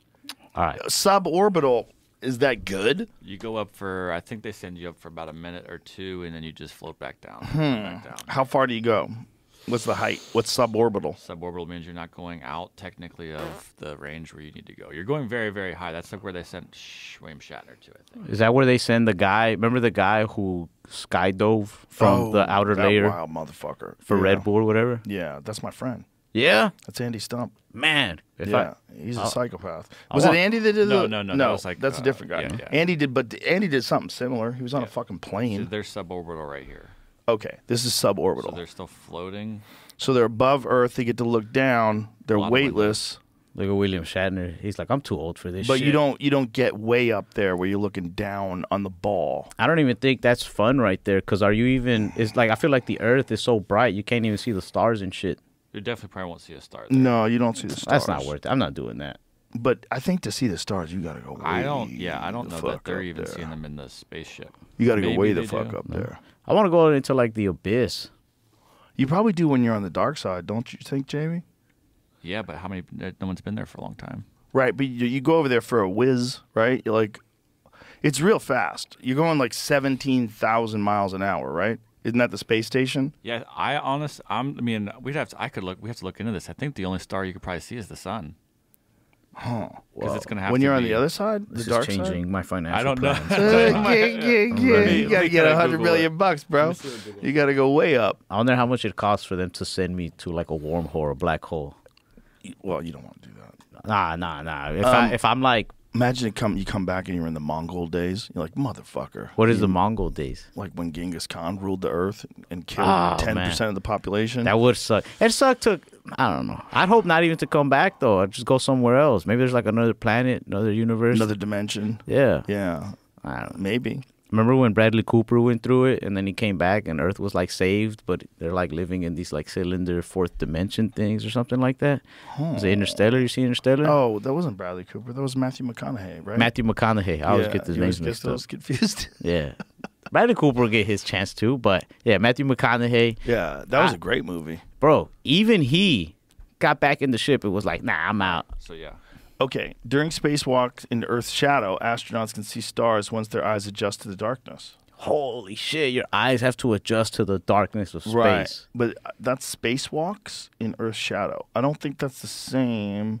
they don't go Okay. behind the moon though. They haven't Space been. station, a habitable artificial satellite in low Earth orbit that serves the space environment. That Okay. that trip I've told you about a few times that Steve Aoki's supposed to go on. It's supposed to be like one of the first manned trips back around the moon since. Steve Aoki, don't die on the moon. Bro, I've Steve said this Aoki, to him before. I'm gonna say it again. Don't do it, buddy. that guy is fucking badass. He's badass. He's a cool dude too. First know a lot of civilian cool flight, people. I guess, to the moon. He's very cool. But I don't On think that- crew for first mission to the moon, Steve. You want to be on the 100th mission. But by the way, I think they did 100 of those submarine dives before that one exploded. Oh, shit. I think they did a bunch of them. Damn. It wasn't like they were the first people. They probably go, "Oh, you got the kinks worked out. I'll try this bitch out." I've done it 100 times. What could go wrong? Fucked up. Even car accidents happen every day. Well, if you send the same thing down there 100 times, you also got to think, like, how many times can it go before it caves in? Have you guys pressure tested that motherfucker at 30,000 feet below the earth? That is another Or however fucking- deep you're going. Such a scary thing about the sea. It's the fucking pressure. If you come up too fast, you could like get sick, right? You gotta get like you get the incubated. bends. Yeah. Are Yeah, there you can get other- fucked up. Are there other things like that submarine ship available that we just don't know about? I'm sure there are. I'm sure that's not the only one, right? I bet the Russians will take you down. Remember that movie where the Russian, the Odessa Files? Is that what it's called? Yeah. Is that what it's called? The documentary? Documentary. The Odessa. What was that called? But there was a documentary where this dude, they offered to sell him a fucking submarine. This drug dealer, Operation. It's just Operation Odessa. He goes, "Do you want nukes too?" He's like, "What? what the fuck? Nukes?" They offered to sell them nukes. They offered to sell him nukes. That's They offered to sell him a submarine. That's true freedom, I guess. You know. Well, I think if you got that drug dealer money, This guy. yeah, Operation Odessa. Click on that. Who made that documentary? I should have sold drugs. Tiller Russell. That's right. Tiller Russell, who was a guest on the podcast and told us all about this. This is a wild dude who's a real guy. A Russian mobster in Miami sold a Soviet submarine to Colombian coke smugglers. Nice. 7 years ago, filmmaker Tiller Russell was preparing to meet the former Russian mobster at the center of Miami's craziest true crime caper of the 90s. And he was hoping, or more like praying, a guard at the prison deep in a Panamanian jungle wouldn't screw him over. Yeah, it's an amazing story. The documentary is incredible, but it's all true. Like they back then, after the collapse of the Soviet Union, they're like, "What do you want? You want to buy nuclear bombs? We sell you nuclear bombs." Hold on, I gotta write that down. I gotta fucking check that Yeah, out. Russian it's a great guy, documentary. submarine, Colombia. He did an amazing job with that film too. It's just like the way it puts it together. You're like, what? But it's all real stories. I think back then, like you could buy shit. You need a tank? Talk to Victor. Victor can get you tank. That's what I like You want a about. big tank? That's what I like about just being here in Texas. I feel like most shit you could buy. Most shit. You could buy tigers out here. Yeah, one of my uncles had a tiger, but he said it got really expensive to feed it. Oh, I would imagine. He was down in South Texas, also doing some less than legal business, and he said he feeded like a lot of chickens. Yeah, they eat chickens whole. Yeah, But he that's said- like a snack for a tiger. he was like, after a while, it's like it got too fucking expensive to keep it. So Yeah, how many chickens you got to feed a tiger in a day? I would imagine like 5 or 6 chickens Five at or six, least. maybe, yeah. At least. Also, They're huge. How much room do you give the tiger to like live? You know, like Right. That's got to be fucked up. All right, and I'm how not do you like make a sure he huge. doesn't get out? Yeah, I'm not like a PETA guy or nothing, but damn, come on, man, let the tiger like breathe. Like, Yeah. You shouldn't do that. You shouldn't have a tiger in a fence. But also, a tiger in the wild is way more dangerous. Like, that's a dangerous thing. hell yeah. Like, so just let them loose out there. You and ever then what see do those they do? They people kill who people? like raise it from like when they're kittens and then they just have it in their living room? Yeah. I never trust it. I know this is like old school way of thinking. And don't get me wrong. Like I have a dog. I love my dog. I treat him right or whatever, you know. But like, it's just a little old school. But an animal's a fucking animal. It's a fucking animal. I don't care how much you're like, no, he's so friendly and we raise him. I'm like, bro, an animal's a fucking animal. Siegfried and Roy. Look at that, yeah. Well, they had that tiger forever. Yeah. And then one day the tiger's like, I think I want to bite your neck. There's like instinct. I feel like biting your neck. Yeah. I'm tired of just getting fed scraps. Yeah, bro. You I want gotta to bite your fucking neck. I barely even trust my dog. I mean, I trust my dog, not in every situation. Every now and then I look at him like, hey. What kind of dog you got? So I have 2. One is actually my dad's. I think it's like those like fucking pit bull bullies or whatever. Mm-hmm. Very good dog. Very, very nice. Very gentle, right? But then I also have a Rottweiler that I left back at my grandma's. I couldn't bring him. And he's sketchy. And he's a good dog. I did so much to train him, right? Like I read up, I asked people, like I can leave him in my room all day. He won't bite a thing. He won't piss. Like he'll let me know. I could walk him without a leash. Like he'll stay by my side. If he does get a little jumpy, runs after something, he'll come back.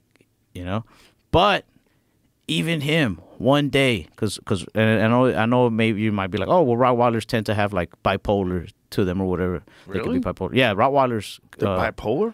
They can be. Yeah, they can be bipolar. How do they find out? I don't know. I'm not a. I didn't look that deep into it. You know what I'm saying? Like, who's the Rottweiler psychologist that has to sit down with Rusty? But even he tried to attack one of my sisters once out of nowhere. Oh, man. And he's around my sister every day. He's like a year old around this point. He's around my sister every day, and my dog doesn't bark. He's never. I've heard him bark twice, but he didn't bark. He growled for 2 seconds and then jumped. And luckily, I was already holding him. He scratched her. He didn't get to bite her or nothing. Jesus Christ. Yeah, but like even You kept him? Yeah, but we just stopped letting him around like people. Oh, Jesus. Yeah, but I kept That's a him. dangerous dog. It is. And he's You know Biden's dog bit 11 people? Joe Biden's dog bit 11 people. Joe Biden's dog has bit 11 people. Secret Service guys. Yeah, Yeah. dude, I'd be like, Pull that fuck up. this job. This fucking dog's biting people. And this is like the second dog that he's had that bites people. Joe Biden's dog bites me. Yeah. I'm turning Republican. Biden's dog, Commander, involved in more White House biting incidents than previously reported. This fucking dog. Secret Services acknowledged 11 reported biting incidents involving its personnel. Sources spoke with CNN said the real number is higher and includes executive resident staff and other White House workers.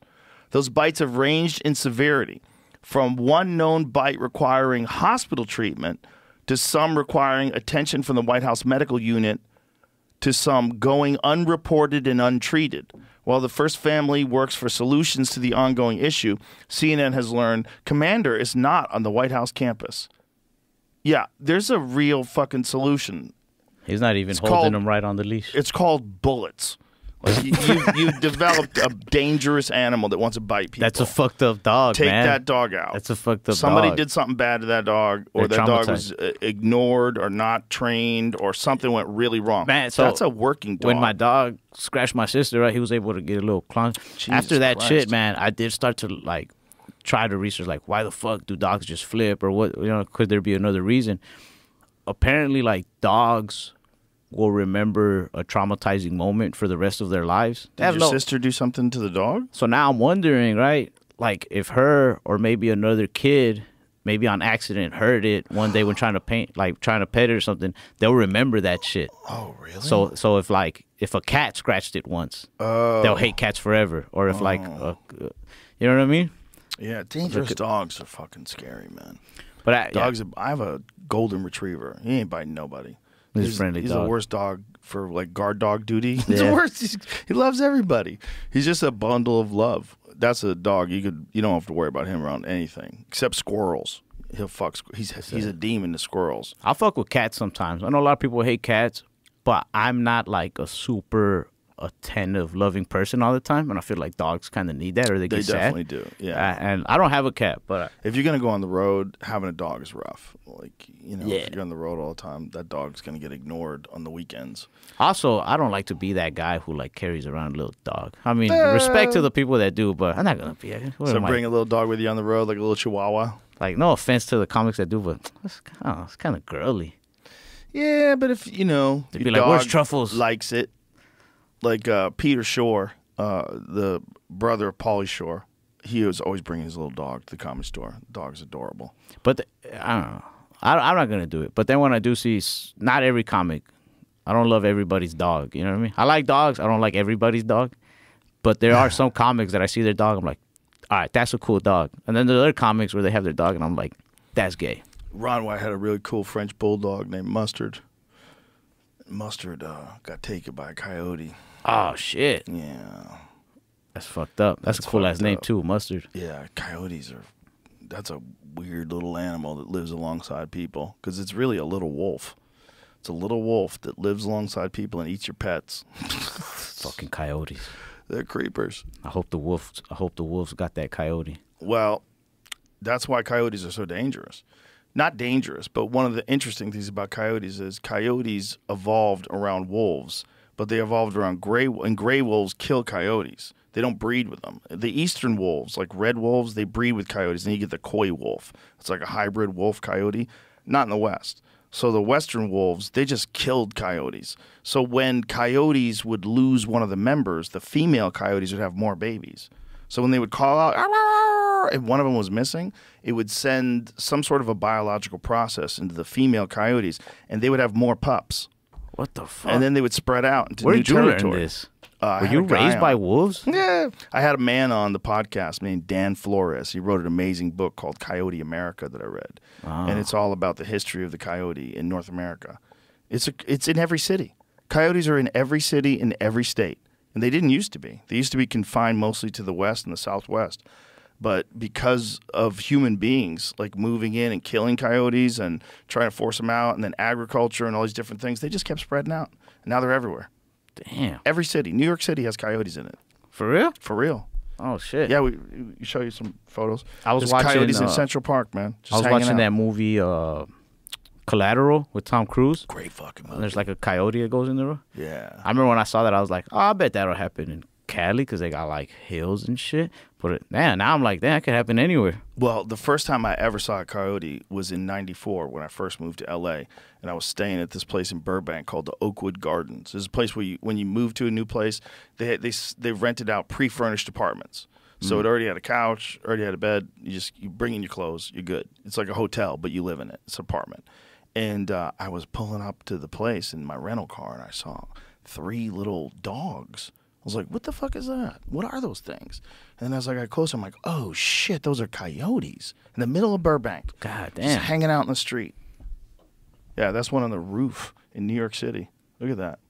How the Bro. fuck does it even get there? I don't know. You ever man. see those videos of like bears Look at that thing just swimming running up down on the street. shore in Florida? Oh, yeah. That's fucking crazy. There are a lot of bears in I'm already Florida. like, you're already trying to watch out for sharks. Now you gotta watch out for bears too.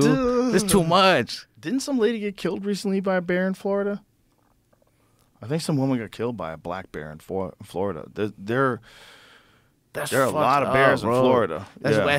That's too much. I know, it's crazy. Florida's got everything, man. They got alligators, pythons, iguanas, bears. That's like getting killed by a bear at the Mall of America. Like it wasn't supposed to happen there. You know what I mean? Like how the fuck did it end up there? Imagine a bear getting into the Mall of America and just running through people. That's a big mall.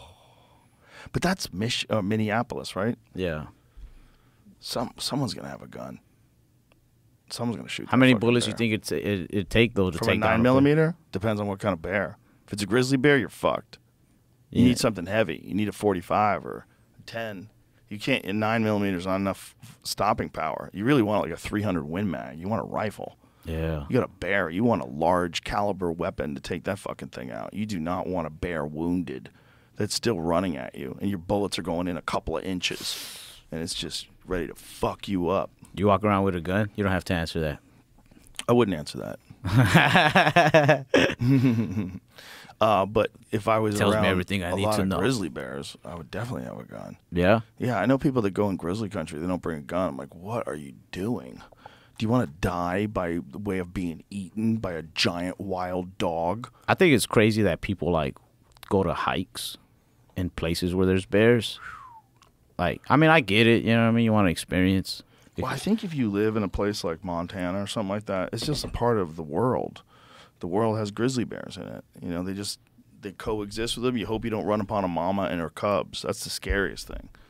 Scariest thing is accidentally stumbling upon a mama grizzly bear with her cubs. You ever gone hunting? Yeah, sure. You like it? I love hunting, yeah. I've never gone hunting, but one time we were walking through this like fucking trail. It wasn't even like a trail. We were trying to get to like a river to go fishing, and they were saying that there's like wild hogs out there that come at you, Ooh. and I kind of like that. Like I don't know if I'd want to like hunt, like wait for the animal, spot it or whatever. I don't know how it goes, but I kind of like the idea of like, well, I'd have to fucking kill it if it came at me. You know what I mean? Then you have to eat it too. Maybe. I don't know. Start a campfire. I'd die. If I try to fucking eat an animal that I kill, I'm fucking up somewhere. Because isn't there like a certain amount of time you have? Like you got to skin it and make sure this is clean and no Yeah. cross-contamination. I can't even cook at home, bro. Like, It's not for everybody. But the wild pig thing is a crazy way to get into hunting because you kind of have to kill those. Yeah. They breed so often. They breed 3 times a year. I would They start hear them. breeding when they're 6 months old. what the fuck? 6 months old, they start pumping out little piglets. I'm not one to judge. I know a lot of teenage parents. Yeah, pigs are a scourge. It's a crazy animal. And they're everywhere too. In Texas, shit. Yeah. There's so many of them here. They hunt them by helicopter. There's like there's not coyotes, but there's a lot of dogs, man, out there where I live out in the country, and I had to get used to that when I first moved out there. Wild dogs? Yeah, or even just strays running around. There's strays, and the people that own dogs just kind of let them be out. Yeah. And I had to get used to that because I was just living like in a regular fucking neighborhood, and if I wanted to go jog sometimes or some shit, sometimes I just go out and run. One night, I just started running, and I started getting chased by dogs. Oh, there was a fucking dog just coming at me from everybody out there has like a pretty big piece of land. It's like trailer homes and shit. And I just saw it leave the porch and start coming at me, but I was pretty far where I'm like, bro, if I just run as fast as I can, I don't think it's gonna come that far, you know? And then another dog started coming. I was like, what the fuck? So I just took off, and I finally got away like far, and I had to call my sister to come pick me up. I'm like, I can't even jog back. Like, I can't run back, man. The dog's probably waiting for you. Like, that dude's going to come back. He's tired. Yeah, I think they were waiting. Fucking country-ass dogs. Well, that's what happens to people with mountain lions, too. The mountain lions see them running, and they're just like, where you going, bitch? Yeah. It's like their instincts Their kick in. instinct is to, Yeah. Even I see people Wild running, I want dogs to in chase them Texas sometimes. appear to carry DNA of wolf declared extinct. Oh, shit. That's a Texas dog right there. Whoa. There were I didn't see what year, but there were previously red wolves and gray wolves in Texas that are supposedly extinct. Oh, wow. And so there might be still wolves in Texas? Yeah, when I was this other. Is that what they think? It said that what kind of dogs are in Texas? There's coyotes and packs of neglected domestic dogs running around. Wow. But there were also. I like how they say neglected. Like, I know they mean like nobody's taking care of them, but it also just feels like maybe the dog wanted attention. They've just been neglected. However, Texas was once home to two wolf species, the gray wolf and the red wolf, but sadly they were hunted to extinction in the Lone Star State. Sadly, if you're not a rancher. If you're a rancher, it's like, good. Yeah. Jesus Christ. I have a friend who lives in BC, like northern BC, British Columbia, and they'll occasionally, a wolf will just like, they'll have like a pack of wolves that like takes out a calf, and they'll hear it in the middle of the night, just horrible sounds of like wolves that are like ripping apart a cow, and then, you know, other people find out about it, and they have to deal with them. And I ran into a dude once at the airport, and I think I had like a camouflage jacket on or something like that, and he goes, "Are you a hunter?" I go, I didn't know what to say because he was like a regular dude. I was like, I hope this isn't an argument. You know? I was like, yeah, I was up here moose hunting. And he goes, we like to wolf hunt up here. He goes, yeah, we got a real problem with wolves. He just starts telling me about wolves. And I go, what do you do? He goes, well, we take like a garbage pail and we throw scraps of meat in there and then we freeze it. And then we take it and we'll put that in the middle of a field and then we hide. And if the wolves get desperate enough, they'll smell it and they'll come to that frozen meat, and then you just take them out. I was like, Jesus. Damn. I go, how many do you kill? He goes, you can't even put a dent in the population. Bro, They're imagine everywhere, that's yeah. your life. Imagine you have to make time during the week to go try shoot wolves. to Yeah. put a dent in this population. Yeah, so you can't even put a dent in the population. He goes, the smart ones never fall for it because they've like been got before. They saw one of their pack get killed before that way. The fucking smart ones don't Yeah. fall for it. So Smart wolves are ones wait. smartening up to this shit too. Oh, they'll wait, and then they'll have the young ones that are stupid, and the young stupid ones will go in there and get shot. The wolves are only gonna get smarter. They're only going to get smarter, and Eventually, these wolves are gonna figure out how to fuck with your Instagram algorithm and give you bad wolf killing techniques so you're out there getting killed by wolves. yeah, they're going to do Russian disinformation. Wolves are going to give out. Yeah, they're smart, man. They're smart. It's a creepy animal to bring back because for the longest time they were like a really terrifying thing that we had to deal with. People in like Europe, they had to deal with wolves, man. I'm afraid of sharks. I've never seen a shark, but I don't even want to like. I don't know. Maybe I'd go in that little cage where you can be around the sharks. Fuck that, dude. They go right through that cage. They do? Yeah, Jamie just sent me something. Jamie just sent me one. Pull it up, Like, Jamie. I'm intrigued by them, but I'm also scared as fuck Bro, because you can't swim that fast. You know what I want mean? one of those? You want to watch that from a boat with a shotgun in your hand? Yeah. Fuck you. Fuck you, shark. monster. Shark. Fuck you fucking swimming I'll have- disposal unit of I'll all have fucking biological nightmares about organisms. sharks and alligators. I'll have nightmares where you ever been in like where the water's kind of like up to your knee and you can't necessarily run too fast. It's like that Gator just uncomfortable, come out and there's grab you. fucking gators just chasing me and I'm running through like the water. I don't know what those even mean. That means stay the fuck away from alligators. Look at this. Watch this. Go full screen, Jamie. Watch this shit. This motherfucker just goes right through the cage. So the shark swims into the cage and busts through the side of the cage and then comes out the top. Watch this shit. Is there a dude in that cage? That's the part of why I thought Oh, I look at waited this. to the end. You have Bro. to wait for the end. Look at that. Just listen to the people. Was there anybody in there? Was there anyone in there? Oh my god. The Oh answer my is god. yes, there was. So is the guy dead? No. The guy got out? Yeah, I can't. Oh my god. I can't tell if he's bleeding on this side though. I tried to check a couple Oh times. my god. He seems fine because they're not all reacting extra crazy and you don't see blood. Oh my god. Oh my god. And there's the dude. He's still in there. Yeah. Holy That shit, dude's staying bro. calm too. I feel like if I'm that guy and I saw my opening to get out, I would have flown out faster than the shark, just like a fucking fish out of water. Holy shit. That dude. guy's just calmly climbing out. And he's dressed like a seal. There's the shark. It goes right in the side. God, that's a big ass shark. Boom! It just goes right through the cage. Someone Imagine. flipped the top, thankfully for them. Oh my god. So it's not Look at him. trapped. Yeah, Oh that dude was my on his God. toes. Oh my god. That's so scary. And the shark does not want to be in there. Oh my god, dude. Fuck that, Ralph. Fuck that, right? I still want to kind of go in one, but I just want to make sure I go around like some pussy ass sharks, like some little ones. Like, Bro. I don't think they have any idea the kind of power those things have. It went right through that bullshit cave. That's like someone building a fence made out of popsicle sticks and telling you to stay out. It's the largest. did you see great that guy white. that was swimming near it? Ooh. Look at the size of that thing. How big is that one? That's the largest. Oh my god. Well, I think that's a girl. Yeah. Yeah, it is. She got Ocean a little booty Ramsey. on her. Ocean Ramsey. She's a famous shark diver Oh shit. on the This Instagram. doesn't say how big it is. It just says It's it's big the largest. enough. Jesus Christ. says Look at the the largest. size of it. With record-breaking largest great white shark. Look Larger how than 20 feet. small she is compared to that fucking shark. That's so crazy. That's crazy that she's just like holding the Oh fin. my god, what are you doing? I guess she knows what she's doing. She's still alive. She's got Jesus that Christ. outfit on that you talk about. Look at the shark vag. I'll show you the vag. Look. Get a close up. Look at that thing. Look at that. Some people have like a calmness, man. They can go around crazy animals and they don't make the animal nervous. I don't have that. I tried to ride a horse once when I was a kid. Fucking horse started going crazy. Everybody thought I was like devil possessed or something. They're like, why is this horse so? Because you're probably nervous, right? Yeah, And the horse probably felt it. Like, oh, this motherfucker's on me. He's freaked me out. I'm that guy that if you bring your fucking dog around, your dog's gonna bark or some shit. Oh, no. I'm not. Yeah. Trust me, not my dog.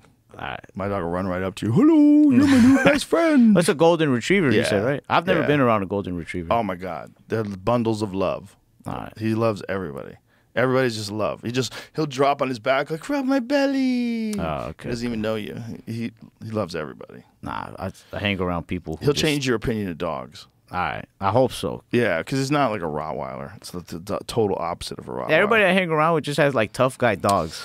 Those dogs can be sketchy. And then they'll be like, nah, he's fine. I'm like, Yeah, until fuck. he's not. Yeah, fuck Yeah, that. until he bites your sister, right? Yeah. You see what I'm saying? Yeah, that's what I'm saying. Fucking animals. Yeah, fuck animals, right? If there's anything we could say to This end is this anything- podcast. I love animals. Just some of them you have to know what they are. You know, Yeah. Nah, you can't pretend it's a fucking teddy bear. yeah. I love animals. I'm just not that person that's gonna be like fucking taking pictures with the snake at the fair. You know what I mean? Not me, bro. Fuck that. Not me. One time the fair had this like a large alligator though. I'll pay money to see that shit. I was in Thailand once, and they let you take photos with tigers, but it's sad because there's one way they treat you when you're with the baby tigers. So if you're with the baby, like you can get in this like pen where these little baby tigers are, and they're little tiny tigers, but everybody's like there watching. People are watching everything, making sure nothing gets crazy. Guys have sticks and shit, and then you get to like a little older tigers, and they're a little more sketched out. Then they're like, the people will block. You can't take a picture sitting right next to the little tigers. You know, the ones that are like 50, 60 pounds. You Yeah. can't do that. And then they get older, and you can take pictures with them because they're drugged up. So you got this tiger that's on heroin, just sitting there like this. And then people are taking selfies with this tiger. But if you watch that tiger, the tiger is doped up, 100% doped up. That's why you can go in there and take pictures with him. And I was like, oh, this is fucked up. Like, this is sad. That is pretty sad. Yeah, it's not like that's a pet tiger that you can trust. No, the tiger's like, sitting there just totally drugged up. Those tigers are gonna get smart, just like the wolves did one day. And one day they're gonna fake the high. Or imagine if you cut the tiger off and they start jonesing. Start having fucking withdrawals. Fucking withdrawals. Start getting really crazy. Tigers start sucking dick for drugs. Whoa. Imagine a tiger sucking your dick. Like, please be careful. Please. Please don't get a flashback. Oh, man, that's All right, Ralph, let's wrap this bitch up. We're going to do a show tonight. Have a good time at the mothership. I'm excited. You going to do Bottom of the Barrel, too? Yeah, I'll do whatever, man. I'm down. Do Bottom of the Barrel, too. It's fun. Bottom of the Barrel is Brian Simpson's show. So you have a whiskey barrel, and the audience will write suggestions for material topics. Oh, yeah, I've seen that. It's great. It's real fun. It's real fun. Ralph, it was a pleasure. Thank you, man. Thank you for having me. Appreciate you being here, man. And yeah. Congratulations on everything. It's awesome to see you. Thank you. All right. Bye, everybody.